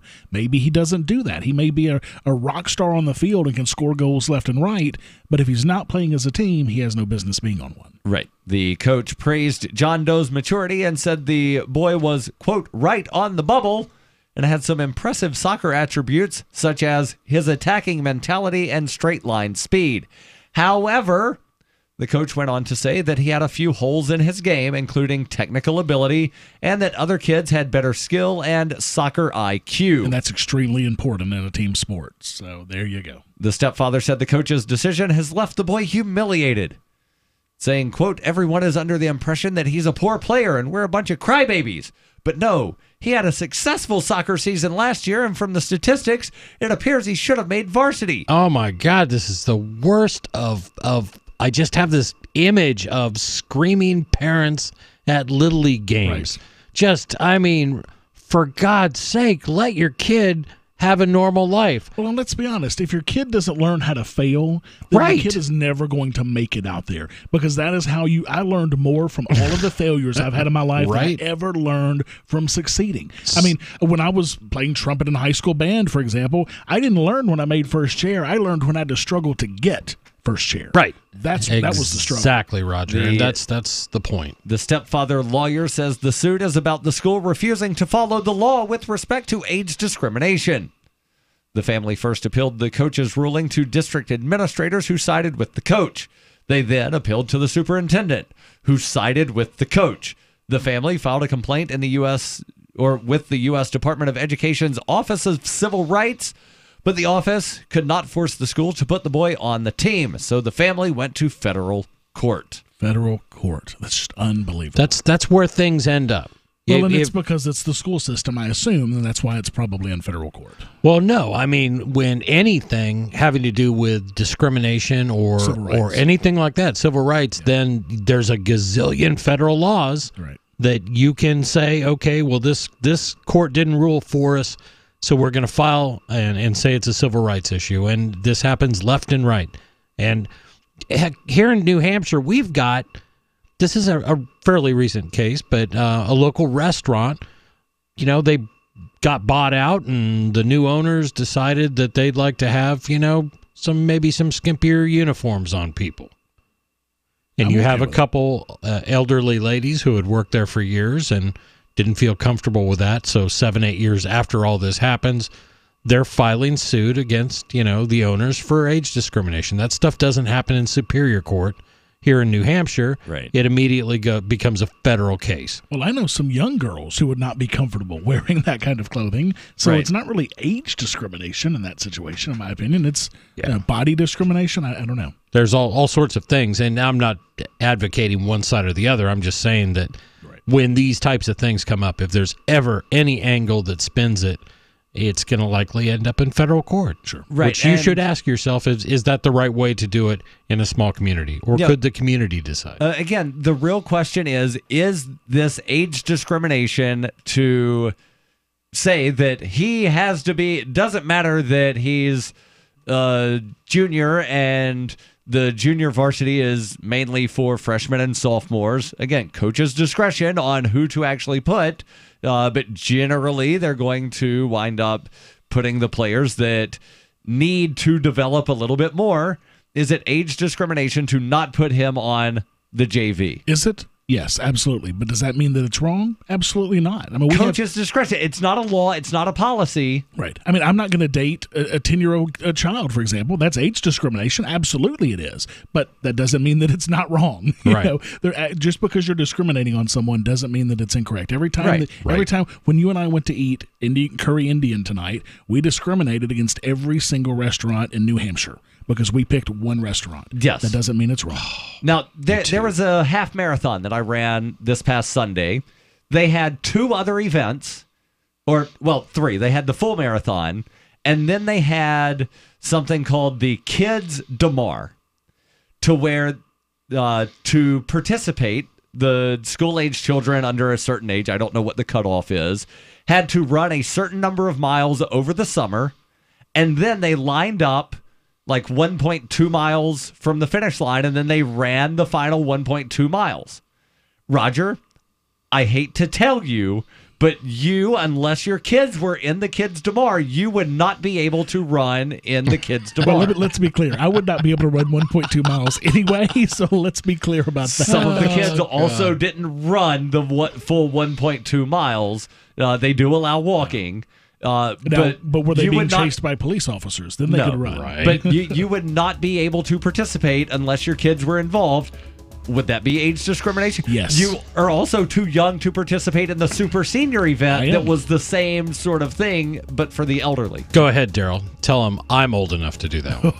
Go ahead. I don't think you are. I wasn't going to say anything. This is Free Talk Live, 855-450 free. Your calls and thoughts welcome, 855-450-3733. This is Free Talk Live.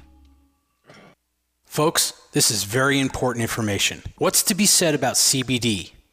ancientlifeoil.com. Our CBD is made from hemp and has 0.003 THC, which means this wonderful product won't get you high, no matter what amount you take. What does CBD do for the body? My hands are tied, but you can Google CBD benefits and be astounded. When you're finished reading, you'll want to log on to ancientlifeoil.com. That's ancientlifeoil.com and purchase. Life is good when you feel good. People are tired of pain. People are asking for non-GMO organic products to help them with you fill in the blank. Legal in 49 states, and again, our CBD is made from hemp. Ancient Life Oil is about helping people one by one by one. If you wonder how good the product is, the CEO takes it every day without miss. ancientlifeoil.com. That's ancientlifeoil.com. Have a great day.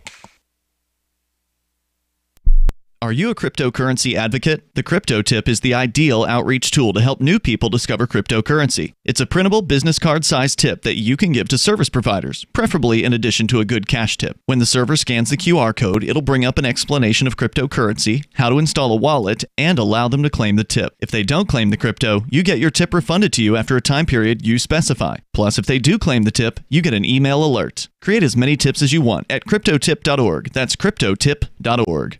LRN.FM now has a Discord. Discord is a free text and voice chat platform, and we now have our own server with a bunch of channels at discord.lrn.fm. You can join other listeners as they chat about various things during our live shows, or anytime, day or night. Discord software is available cross-platform, so you can have it on whatever device you want and take your chats anywhere. Join our Discord at discord.lrn.fm. That's discord.lrn.fm. You're listening to the live edition of Free Talk Live. Hour number 3 is next after the news here on the Liberty Radio Network at LRN.FM. From Keene in the Shire, the Liberty Media capital of the world, this is Darryl W. Perry, host of FPP Radio News for Thursday, October 4th, 2018. Silver is trading at $14.70 per ounce. Gold is valued at $1,201 per ounce. Zen is trading at $16, and the average price of Bitcoin is $6,558. Antiwar.com reports the U.S. government reacted angrily following a Wednesday ruling in which a top UN court ordered the U.S. to lift sanctions on the shipping of humanitarian goods to Iran. Secretary of State Mike Pompeo says the sanctions are a matter of national security and the U.S. is expected to ignore the ruling. Iran challenged the sanctions at the World Court, in part citing a 1955 treaty of amity between the U.S. and Iran. The U.S. has withdrawn from the treaty after the ruling, saying they should have done so long ago. The court in particular objected to U.S. restrictions on airplane parts, warning the U.S. was significantly threatening civilian aviation safety in Iran and the lives of people who fly. U.S. Ambassador to the Netherlands, Piet Hoekstra, indicated that the U.S. would ignore the ruling on the grounds that the court has no jurisdiction. The U.S. has repeatedly condemned the World Court in recent months, in great measure because of the number of lawsuits the U.S. faces at the court. Zencash has changed their name to Horizon to better represent their transition from a cryptocurrency to a pioneering platform that protects consumer data. They're working towards the day when anyone will be able to build privacy-based applications on the Horizon platform and generate income from them. This will allow Horizon to bring thousands of real-life services to the community, services that provide freedom, utility, and privacy. Learn more at horizon.global and join the Horizon community, HORIZEN.global. UPI reports General Motors and Honda are mounting a team effort to build an autonomous vehicle, according to the automakers on Wednesday. The company said the new self-driving vehicle will be produced at great numbers and sold worldwide. About $2.75 billion will be spent on the project over 12 years, $2 billion from Honda and $750 million from Cruise, GM's autonomous vehicles division. Mary Barra, CEO of General Motors, said, "Together we can provide Cruise with the world's best design, engineering, and manufacturing expertise and global reach to establish them as the leader in autonomous vehicle technology." GM President Dan Amon said the vehicle is the next evolution in the future of transportation. Kyle Vogt, the founder of Cruise, used adjectives like innovative, space-efficient, and multi-purpose to describe the new vehicle. The joint project will compete with other automakers already spending billions of dollars on self-driving technology. This week, Ford called for engineers of self-driving vehicles to develop technology to allow cars to let pedestrians pedestrians know what moves they're going to make on the road. Born into a devastating world and raised among the crowd, the Cloudwalker assumes a new identity and begins the unrelenting quest for truth. In this epic journey, he discovers dark secrets about aspects of his previous life that he once trusted. Through the Journal of the Cloudwalker, he shares both the traumatic hardships and the eternal beauties of his experiences. Fueled in the beginning by his unsettling thoughts and emotions, he learns how to find peace with everything he has woken up to. Dear Society by the Cloudwalker is available from Amazon.com and all major bookstores. Reuters reports millions of U.S. cell phones buzzed and beeped on Wednesday during the first test of a presidential alert system that would warn the public of national emergencies, such as an imminent attack. The test message from FEMA went out at 2:18 p.m. Eastern Time and triggered a loud tone, a special vibration, and a message that read, "This is a test of the National Wireless Emergency Alert System. No action is needed." A separate alert on television and radios was issued 2 minutes later at 2:20 p.m. Eastern. Officials estimated Tuesday that upwards of 225 million U.S. mobile phones and other devices like smartwatches would receive the alerts broadcast by cell towers, or about 75% of all such devices. Officials said they expected the alert would not reach all phones for a variety of reasons. Some people reported not getting the alerts or getting them on a delayed basis. U.S. cell phone users are not able to opt out of presidential alerts. The test alert was the most discussed topic on Twitter, in part because of President Donald Trump's propensity for sending tweets to his 55 million followers. During a conference call on Tuesday, government officials told reporters Trump would not personally trigger the alert from his phone or any other device, and emphasized that no president could wake up one morning and attempt to send a personal message. The test alert was sent by a device similar to a laptop from a FEMA laboratory. The beep of the test alert echoed through Times Square, causing some pedestrians to look up in confusion before turning back to their phones and continuing on with their day. This has been FPP Radio News. Online at fppradio.com. After the USDA unveiled its updated roommate food pyramid earlier this week, Department of Agriculture spokesman Michael Lowry spoke to Onion reporters about just how many servings of someone else's food roommates should be consuming on a day-to-day basis. Under the new guidelines, roommates should eat at least 4 portions of someone else's grains per day, including 1 to 2 cups of already opened cereal. Of course, this is all in addition to the 8 to 16 swigs of milk and orange juice spaced out over a few days. Lowry emphasized that many aspects of the new roommate food pyramid are unchanged from the previous version, including a recommended daily intake of 24 ounces of lunch meat straight from the bag and 5 to 7 weekly finger scoops of Erica's peanut butter. Remember to limit your intake of sugar and sweets from half-open containers, especially if they're Jessica's, because she'll definitely notice. For more on this story, check this week's Onion Review. This is the Onion News Network.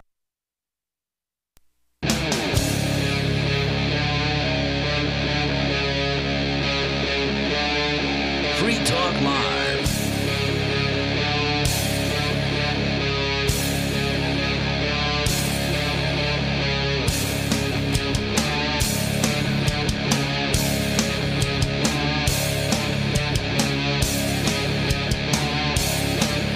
This is Free Talk Live.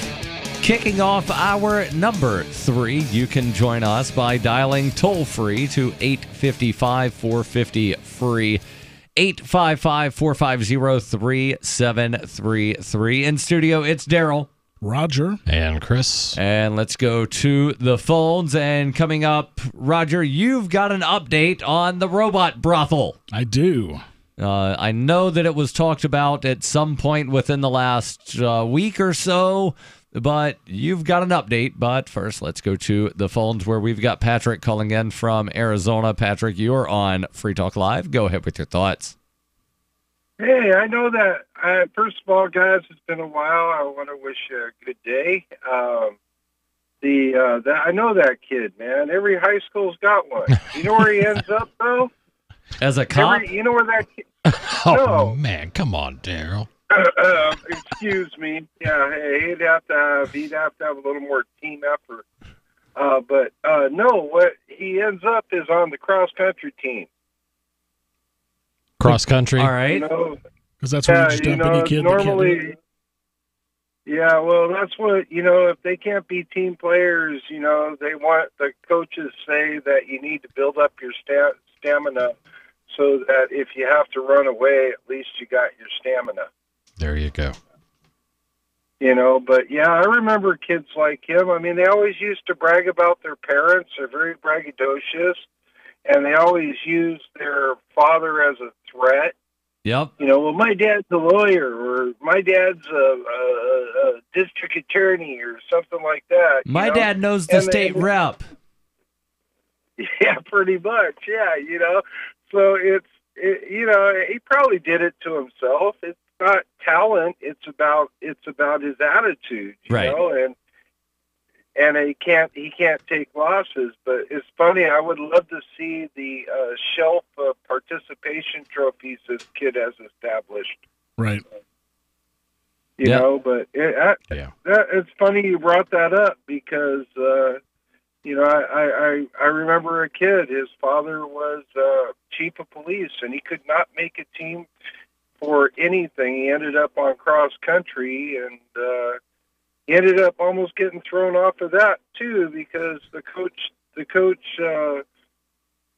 wasn't too happy with his attitude. He'd tell him to go, okay, go do 10 miles today. I need you guys to do 10 miles. And the kid would complain and say, no, if you make me do that, I'll tell my dad. And, it was funny. But, yeah, exactly. It's funny how you mentioned that. But that's Junior is definitely setting himself up for a hard future.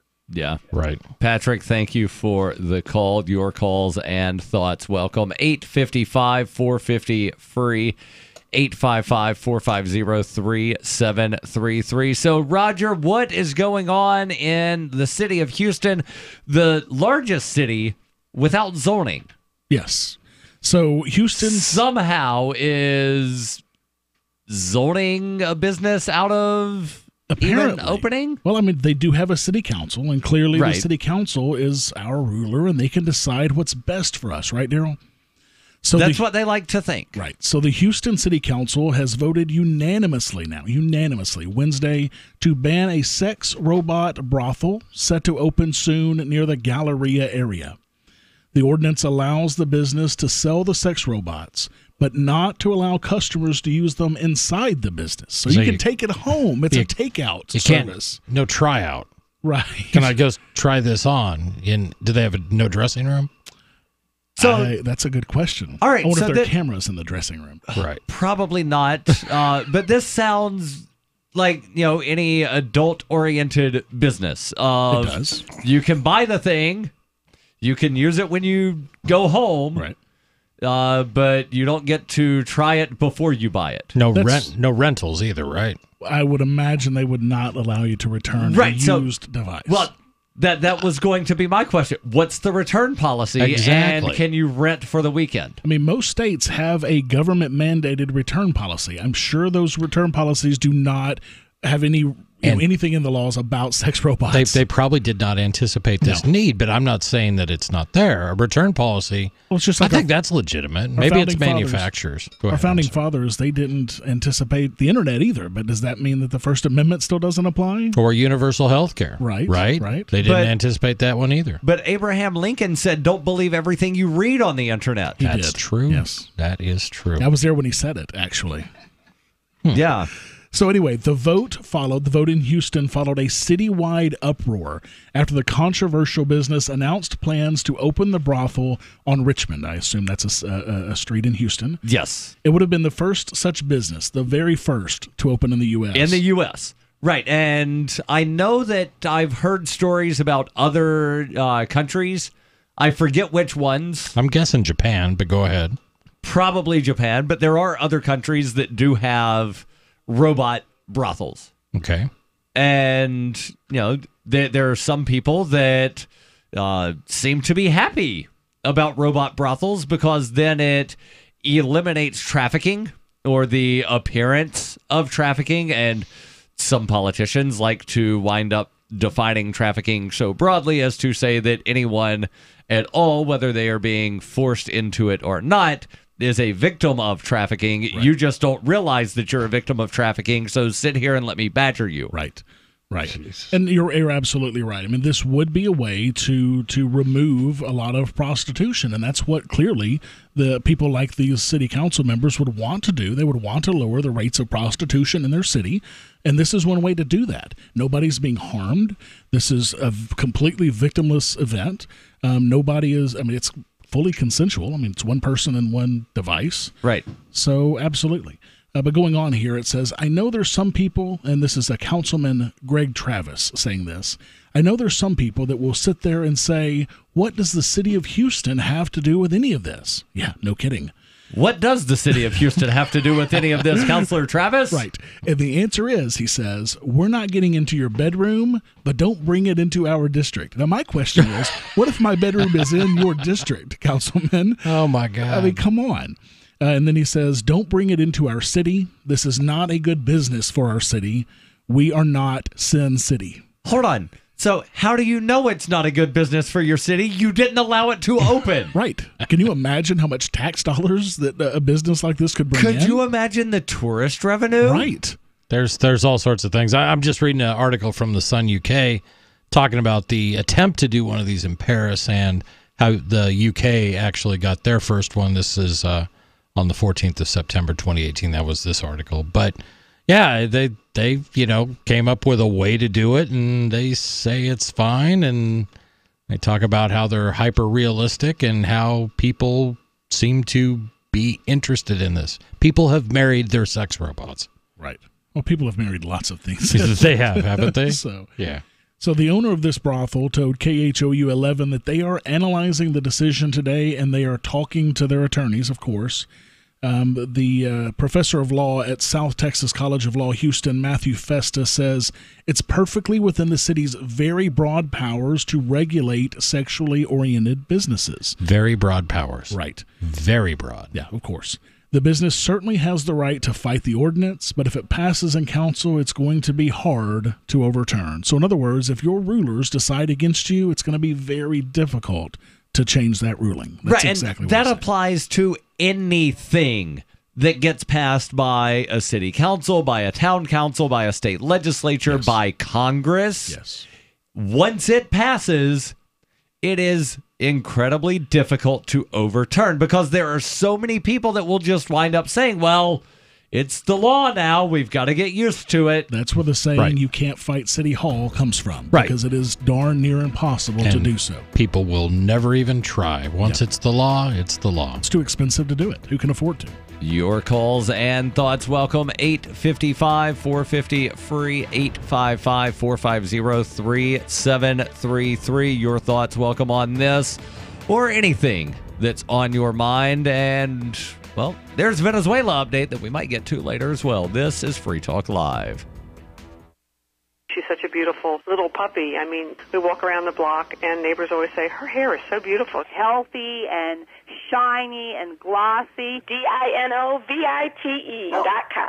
Fatty acids, omega-3s, and omega-6s are great for healthy skin and soft, shiny coats. I would really recommend people starting their puppies on Dynavite before they get into what I would call the misery index.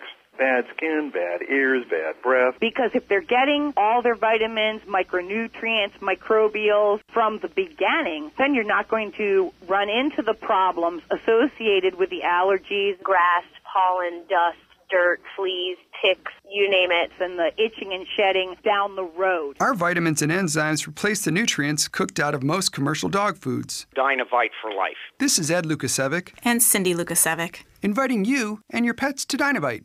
859-428-1000. DINOVITE.com. Your property and your family are precious. Protect them with Blink. Blink motion-activated HD cameras are wire-free, set up fast, and their batteries last up to 2 years. And Blink's live feed option lets you monitor what's happening in your home anytime, anywhere. No contracts, no subscriptions, and Blink works with Alexa. You can get 3 Blink cameras for way less than the other guys, plus an extra 15% off. Visit blinkprotect.com/FTL. blinkprotect.com/FTL. Blink is an Amazon company. The Bitcoin.com wallet is a simple and powerful full-featured wallet that allows you to send and receive Bitcoin, BTC, and Bitcoin Cash, BCH, with anyone, anywhere in the world. It supports both single and multi-signature wallets and is available in multiple languages. The Bitcoin.com wallet is available on Windows, Linux, Mac, Android, and iOS devices. Use the Bitcoin.com wallet to buy, send, store, and receive both Bitcoin, BTC, and Bitcoin Cash, BCH. Learn more at wallet.bitcoin.com. That's wallet.bitcoin.com. Why did you move to the Shire? I moved here to the Shire because there's other people around who take liberty just as seriously as I do. I moved to the Shire because I saw videos of people challenging authority and thought that I could get support myself. It called to me, like, do this right now. I wanted to be around people like me who got it, and once I got here, I knew there was nowhere else that I wanted to be. I've always wanted to change the world, so I moved to the Shire to join people who were actually working towards doing the same thing. The people here are awesome, loving, and positive. It was for the adventure and for the feeling of something important is happening here, and I just wanted to come to sort of be part of that. Visit ShireSociety.com to read and sign the Shire Society Declaration and learn the reasons why, if you love liberty, you should immigrate to the Shire. Plus, add yourself to the Shire map at ShireSociety.com. That's ShireSociety.com. The LRN.FM social media channels have been revamped. We've eliminated Facebook and focused on other platforms like Twitter and Mastodon, the decentralized alternative to Twitter. On our accounts, you'll find posts from multiple LRN.FM show hosts together in one place. Follow us on Twitter at twitter.lrn.fm, or better yet, move to the decentralized Mastodon social media platform at toot.lrn.fm, toot.lrn.fm. I think you'll like it. Did you know that Free Aid is a mutual aid, educational, and networking organization? At Free Aid, we support volunteers who provide first aid. We do outreach to the public about health and safety, and we bring together medically skilled freedom lovers. Free Aid is made possible by your generous support. Donors can receive great gifts like first aid kits, t-shirts, silver dime cards, and hoodies. The Free Aid Silver Dime Card Project is sponsored in part by Roberts & Roberts Brokerage, Freedom's Phoenix, and Don't Tread on Meme. Visit fr33aid.com. Join the LRN.FM Discord for live chat 24/7 at discord.lrn.fm. That's discord.lrn.fm.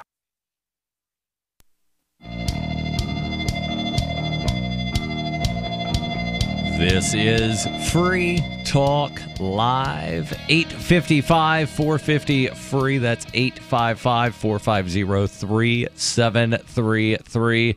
A little bit more from KHOU about the robot brothel that might not actually wind up ever opening in Houston. We'll get to that in just a moment. The we in studio tonight is me, Darryl, Rodger, and Chris. And your property and your family are precious. Protect them with Blink. Blink motion-activated HD cameras are wire-free. They set up fast, and the batteries last up to 2 years. And the Blink live feed option lets you monitor what's happening at home anytime, anywhere from your smartphone or other mobile device. No contracts, no subscriptions, and Blink works with Alexa. Alexa, check my cameras.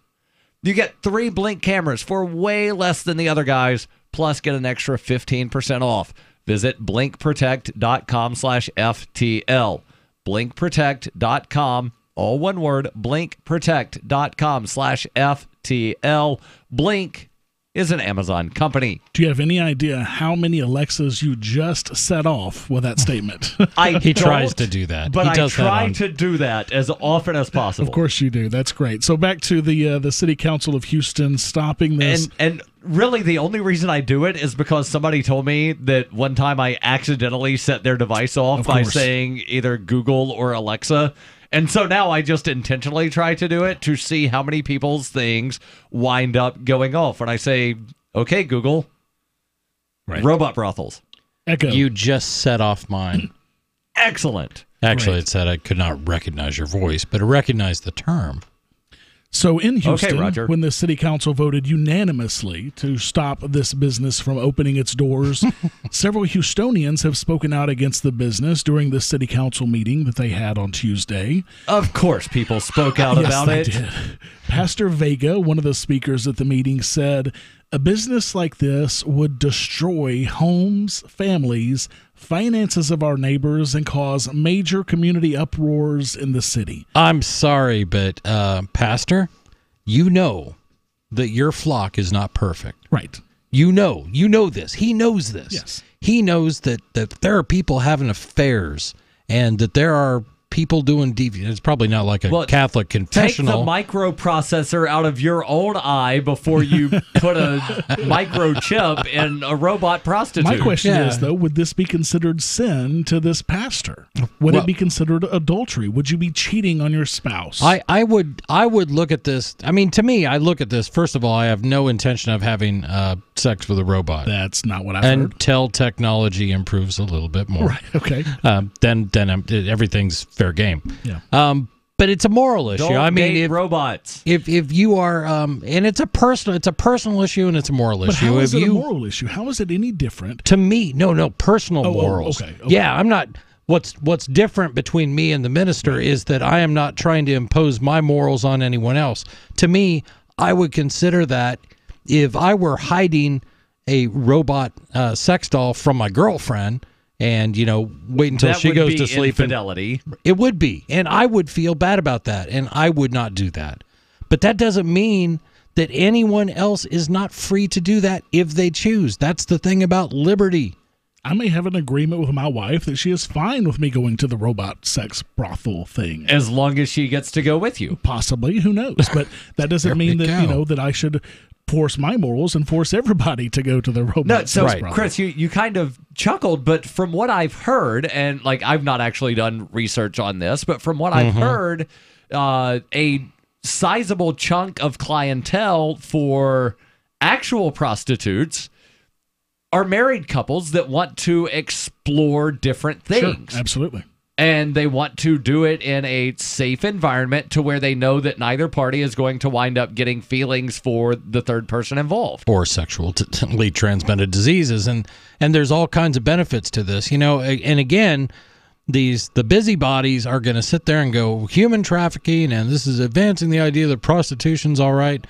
All that stuff goes out the window when you're talking about an inanimate object. And you can try to spin it whatever way you want, but just realize that you're just spinning it to give yourself gratification to say, I'm right and everyone else is wrong. Now, and that just doesn't work. I'm going to kind of play devil's advocate here. And I realize that whenever you're talking about various technology doing certain things and programming, at what point will AI be involved here? Right. And will the robots be able to consent or not consent? No, that's interesting because I kind of jokingly mentioned to Rodger, might have been during the break, but that's the singularity I'm waiting for. When the AI inside the mind, the electronic mind, reaches the point of basically consciousness, whether it reaches the point of being able to exactly mimic a human mind. And that to me seems like you would have to consent. You should not enslave something that is the equivalent of your mind. I remember watching a YouTube video. I forget where it's from, but there's a computer programmer that is working on these types of robots where he is programming consent into the robot so that if you're abusive towards the robot, it will basically, shut off and not continue an interaction. But how do you define sentience? I mean, you have to have sentience to be able to consent. And I'm sorry, I'm of the opinion that artificial intelligence is just that. It's artificial. It cannot have sentience. I do not believe that I can build a robot that has that has sentience. I do not believe I don't believe that either, but I also believe, well, it gets a little theological at some point, where if you've given something enough horsepower that it can begin to think, can it then build and create? And if it can learn, can it learn to duplicate itself? And at that point, then, like I said, it becomes theological and and really confusing, and hopefully we won't have to deal with that. So I'm going to turn 10 this years. A slightly different way. Rodger, I know you like and watch the Star Wars. Yes. What about Star Trek? Sometimes, yeah. I've seen all the movies and All some right. of the TV. What about Data? What about him? He's not a sentient being. He is programmed. He has a chip that mimics emotions and mimics things, but he is not a sentient being. Then why'd you say him and not it then, Rodger? Because he was assigned Because gender Data by his identified as creators. a man. What about the Robin Williams robot movie where after Centennial Man. like millennial something, he wound up being recognized as legally being a person. What about C-3PO? I mean, we can go into fake stuff all day long. Yeah. But let's talk about reality. Let's talk about but that. a lot of times you have to look at fiction to wind up drawing parallels with, because we're talking about artificial intelligence that currently doesn't exist. Right. And So is the Terminator sentient? well, in Darryl's examples, Centennial Man with Robin Williams, I mean, that was about a technology that did get to that point of sentience. And at that point, what happened? He ends up fighting the government for the right to love who he wants to love, to marry who he wants to marry, and to have the government recognize it. Yes, I can write sentience into a robot in my novel, but that's about it. You won't see it in real life. Your Not calls and thoughts welcome. 855-450 free 855-450-3733. Oh yeah, and what about Bending Rodriguez? He's sentient? No idea what you're talking about. Futurama. Never watched This is Free Talk Live.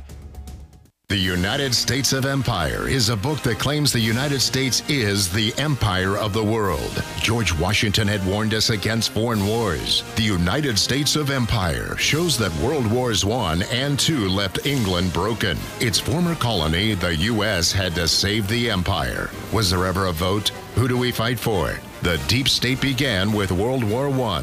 The United States of Empire by James Dunn. Available at Amazon Books. Hear that? That's the sound of a house being trashed while a gang of thieves ransack the place. And what they don't steal will be destroyed.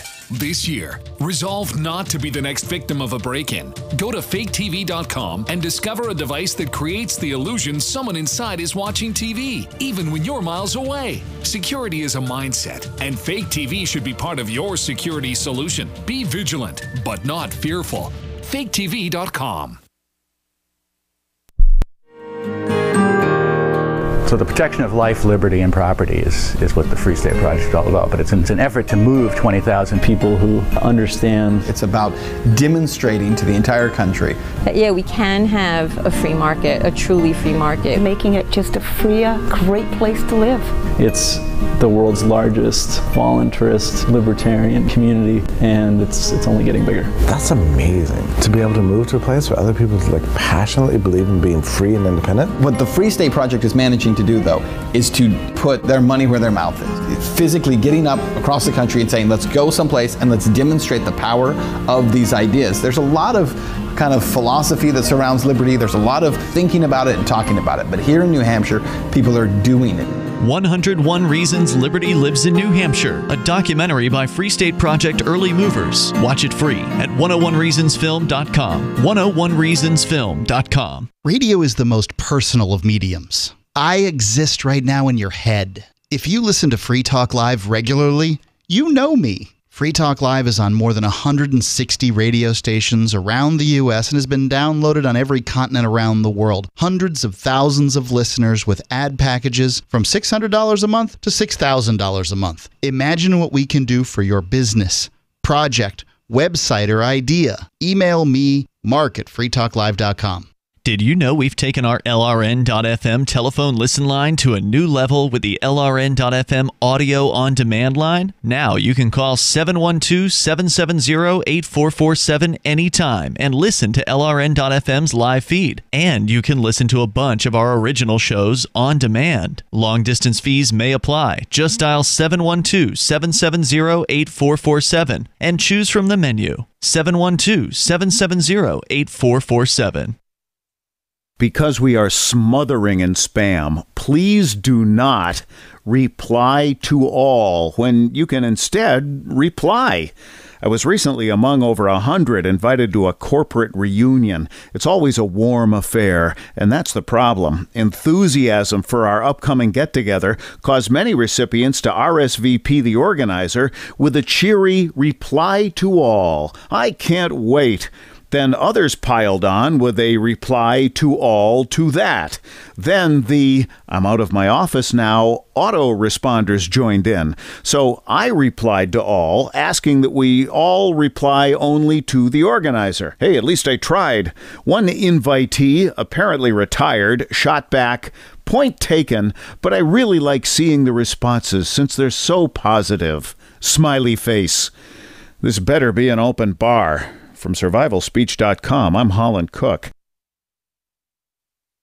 You're listening to the best liberty-oriented audio streamed around the clock, on the air and online. This is the Liberty Radio Network at LRN.FM.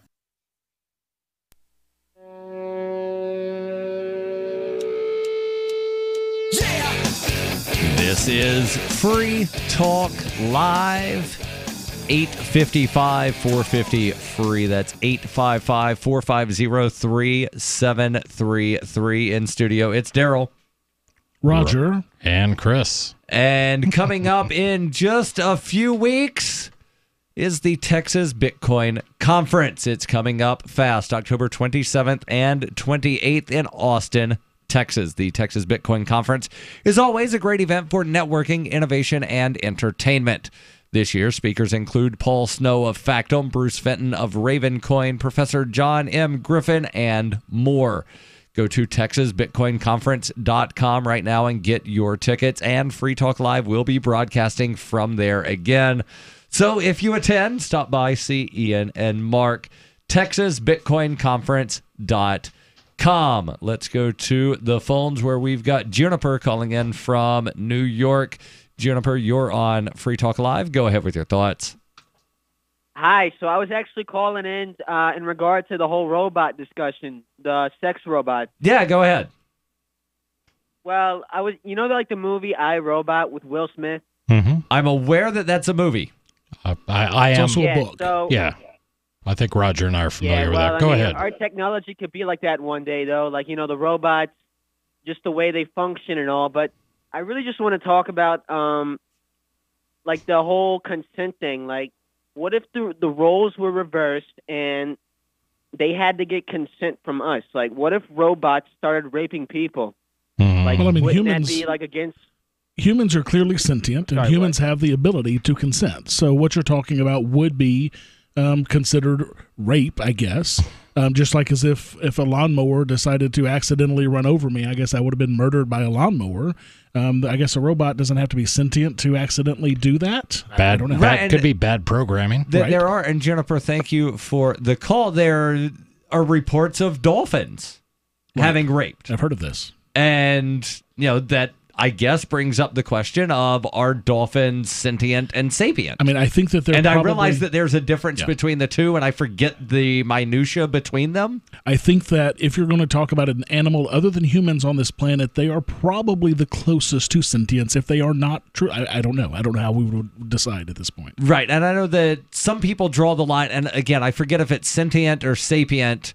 Is sapient the one where they recognize themselves? I don't know. Sapience is the ability to think and to reason, where sentient is usually describing the ability to recognize that you are right. alive. So we know that dolphins and most animals are in some way sentient, but not all animals are certainly sapient. Right. So we do know that dolphins can recognize themselves in mirrors. There are certain other animals that we know can recognize themselves, and then there are ones that they recognize something is in the mirror, but we don't know if they realize that it's themselves or not. Well, thinking and reasoning to me just means problem solving too. So, and lots of animals have shown an ability to do that. Octopus are probably one of the most intelligent creatures.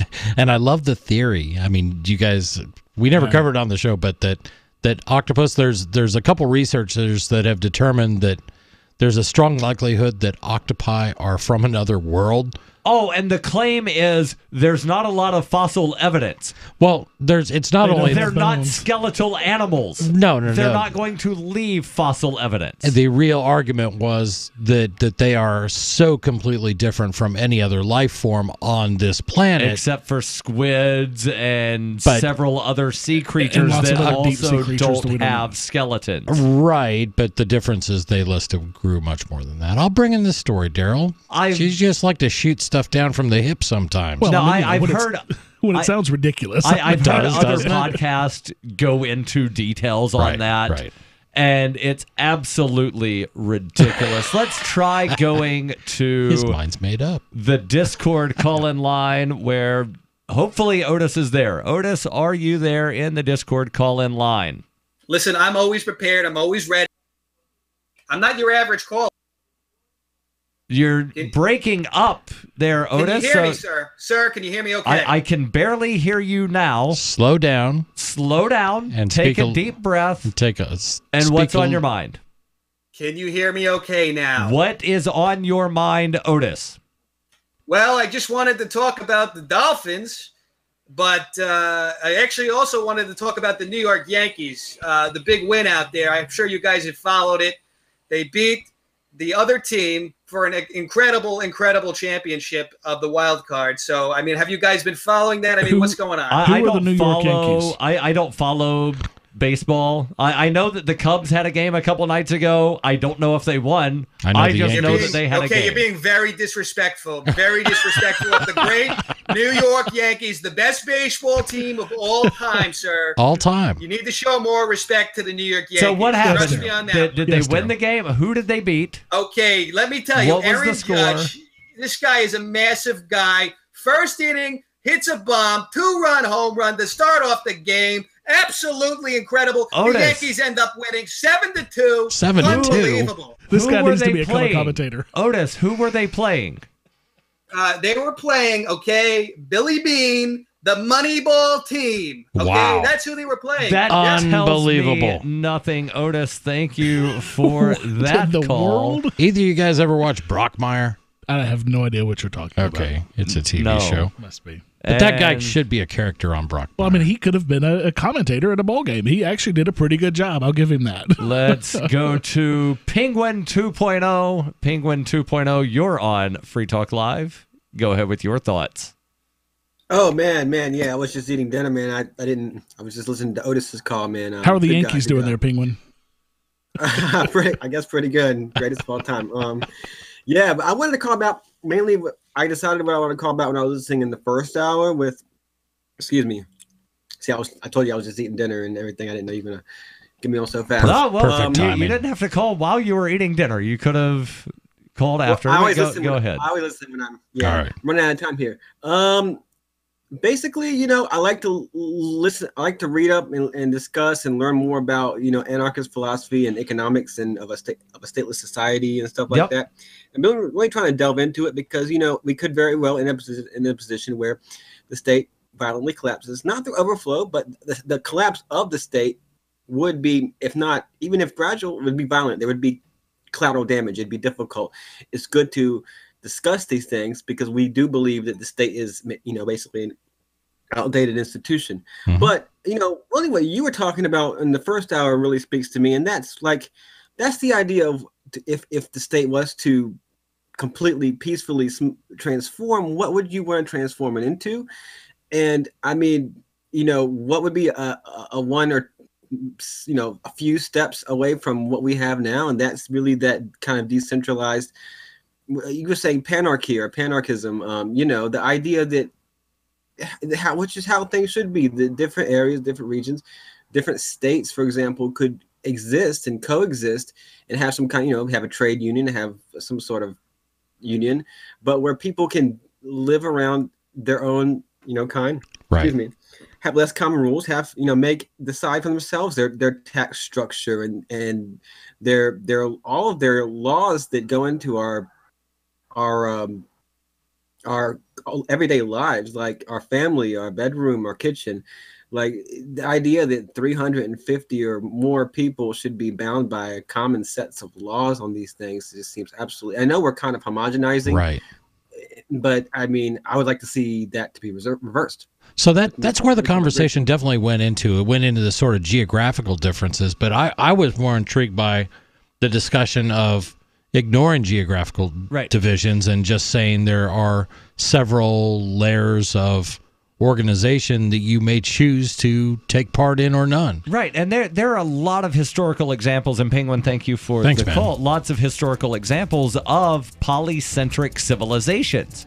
Polycentric meaning many centers, to where geography and government are not directly tied together. Right.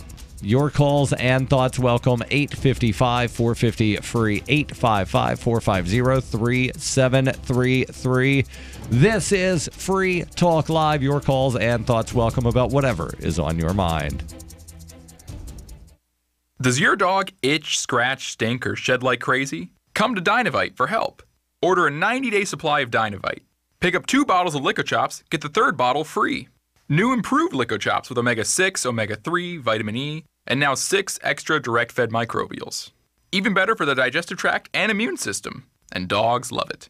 Try Lico Chops. Buy 2, get 1 free. This is Henry Lukasevic for Dynavite. DINOVITE.com.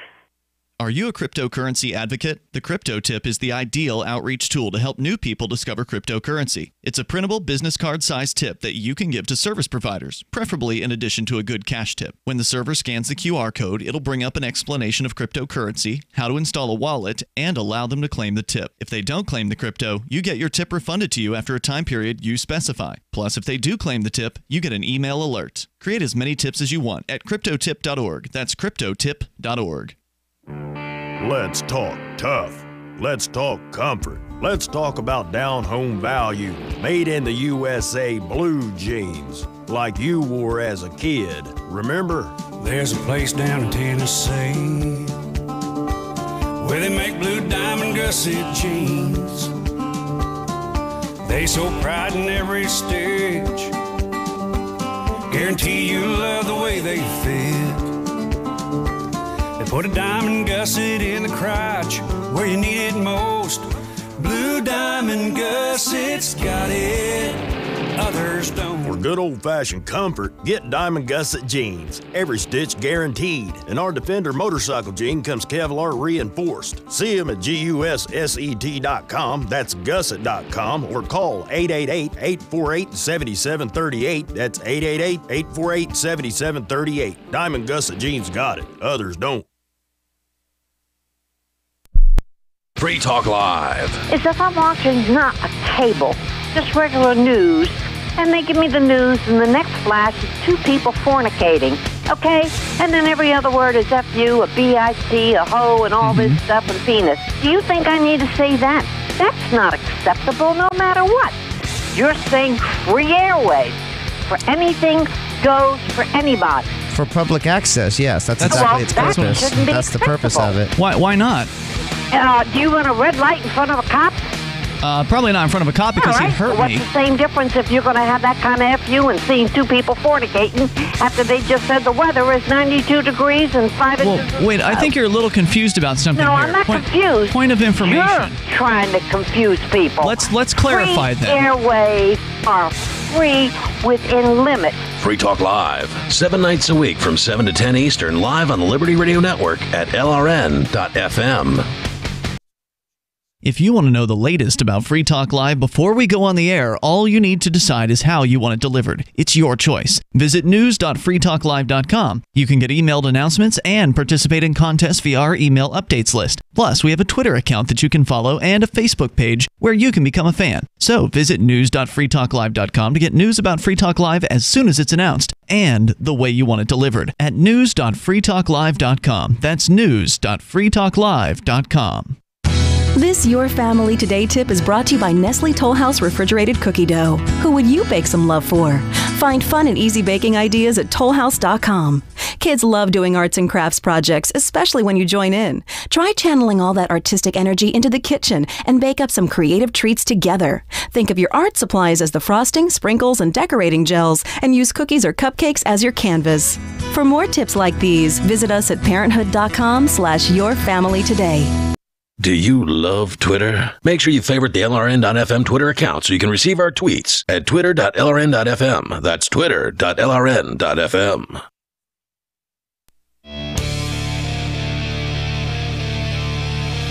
This is Free Talk Live. Possibly time for you and your thoughts if you call in now to 855-450-FREE.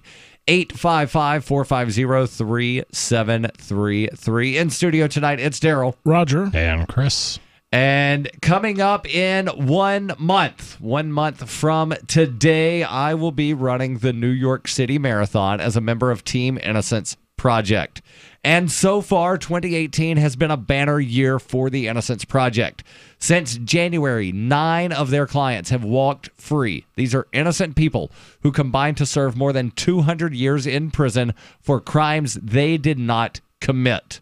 And because of the work of the Innocence Project and all of the efforts that have been put in by the other member organizations in the Innocence Network, the risk of being wrongfully convicted has been greatly reduced for millions of people.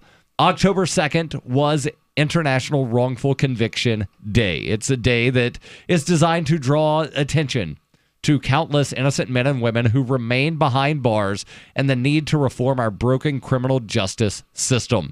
At any given time, the Innocence Project represents 200 clients who need their help to prove their innocence.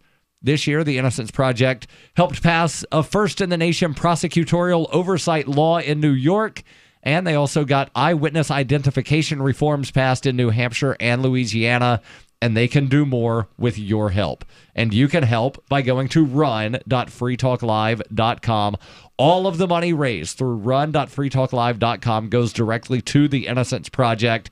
I've already met the goal for running the marathon and being on Team Innocence Project, but I personally want to raise $5,000. I'm at over $4,500 right now. Everything helps. Run.freetalklive.com. Let's go back to the phones. We've got Big Loaf calling in from North Carolina.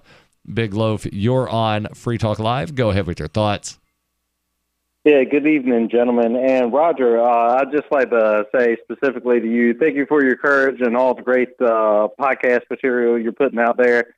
You know, look forward to that, every fortnight doing what you do to people in the neck. It's awesome to hear someone that's unapologetically anarchist, right? So keep on keeping it real and doing what you do, especially since I just happened to be flipping across YouTube and saw this Chris Spangle guy, right? do you know who he is? Yeah, he's a good friend of mine out of Indiana.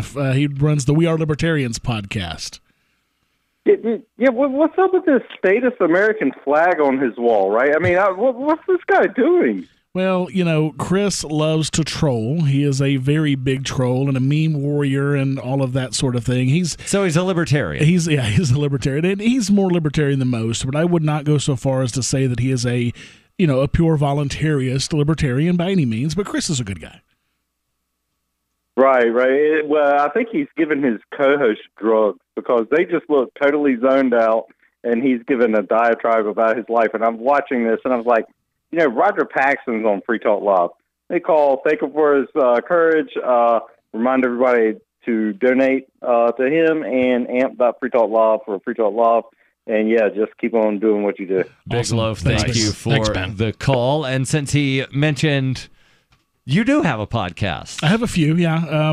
You actually have a podcast network. I do. It's Pax Libertas Productions, paxlibertas.com, and we've got 7 podcasts right now. The flagship one, my main podcast, is The Lava Flow, and LAVA stands for Libertarian, Anarcho-Capitalist, Voluntarist, and Agrist. And I do a half an hour per week show, basically just talking about current events, but not the current events that you hear on the news. I'm not going to talk about Kavanaugh. Right. I'm going to talk about encroachments by our government and where they're really hurting us left and right and hurting the little people. I'm not talking about these big deals that everybody else talks about. Right. And I've been a longtime listener, supporter of your show, and you actually had to make a change recently where you used to start the show with today is, you would give the date that you were recording, right, and this many people have been killed by police, and the website that you were getting statistics from, and we mentioned it on Free Talk Live, but the website has shut down. Killedbypolice.net has shut down. Well, the website is still there. It is, but they stopped. But they I guess, stopped June, July. aggregating information. So what are you doing? Well, Washington Post has an aggregator as well, and it's not nearly as accurate as the Kill by Police guy, and it's quite a bit lower of a number. So I'm using that for now. I'm hoping that we can get the Killed by Police guy to do it again. I mean, basically, he did it for 5 years, almost for free. I mean, he got some donations, but I'm hoping that he'll eventually pick that back up. Yeah, and I'm surprised that he never went to Patreon with that. Yeah. And it's one of those things of maybe Patreon would say, we don't like this because reasons, and not allow the guy to raise through there. Yeah, over the couple of years I used him, I probably sent him, $100 or $200 by PayPal because he had a PayPal link up. And hey, I want to support people when they're doing good work, and this guy did great work. Yeah. So yeah, if anybody wants to, go to killbypolice.net, give him a little bit of PayPal money, maybe he'll start it back up. Hopefully he will, and maybe if you want to help aggregate the information, if he could crowdsource this a little bit more instead of just one guy. I'm guessing it was just one guy doing all the work. Yes. That's what it sounded like. Killedbypolice.net and also PaxLibertasProductions.com. PaxLibertas.com. PaxLibertas.com. Let's go back to the phones. We've got Joe calling in from Iowa. Joe, you're on Free Talk Live. Go ahead with your thoughts. How you doing, guys? Doing well. You're on the radio. What's on your mind? All right. Well, I wanted to ask because you're having this discussion about the way to govern and things like that. And I have a libertarian friend of mine that I talk to quite frequently, and he couldn't answer this question, so I thought maybe you guys could. Is there currently in practice a libertarian government somewhere in the world, or has it been tried previously? There is no such thing as a libertarian government. Those two things are antithetical to each other. Or a system of governing.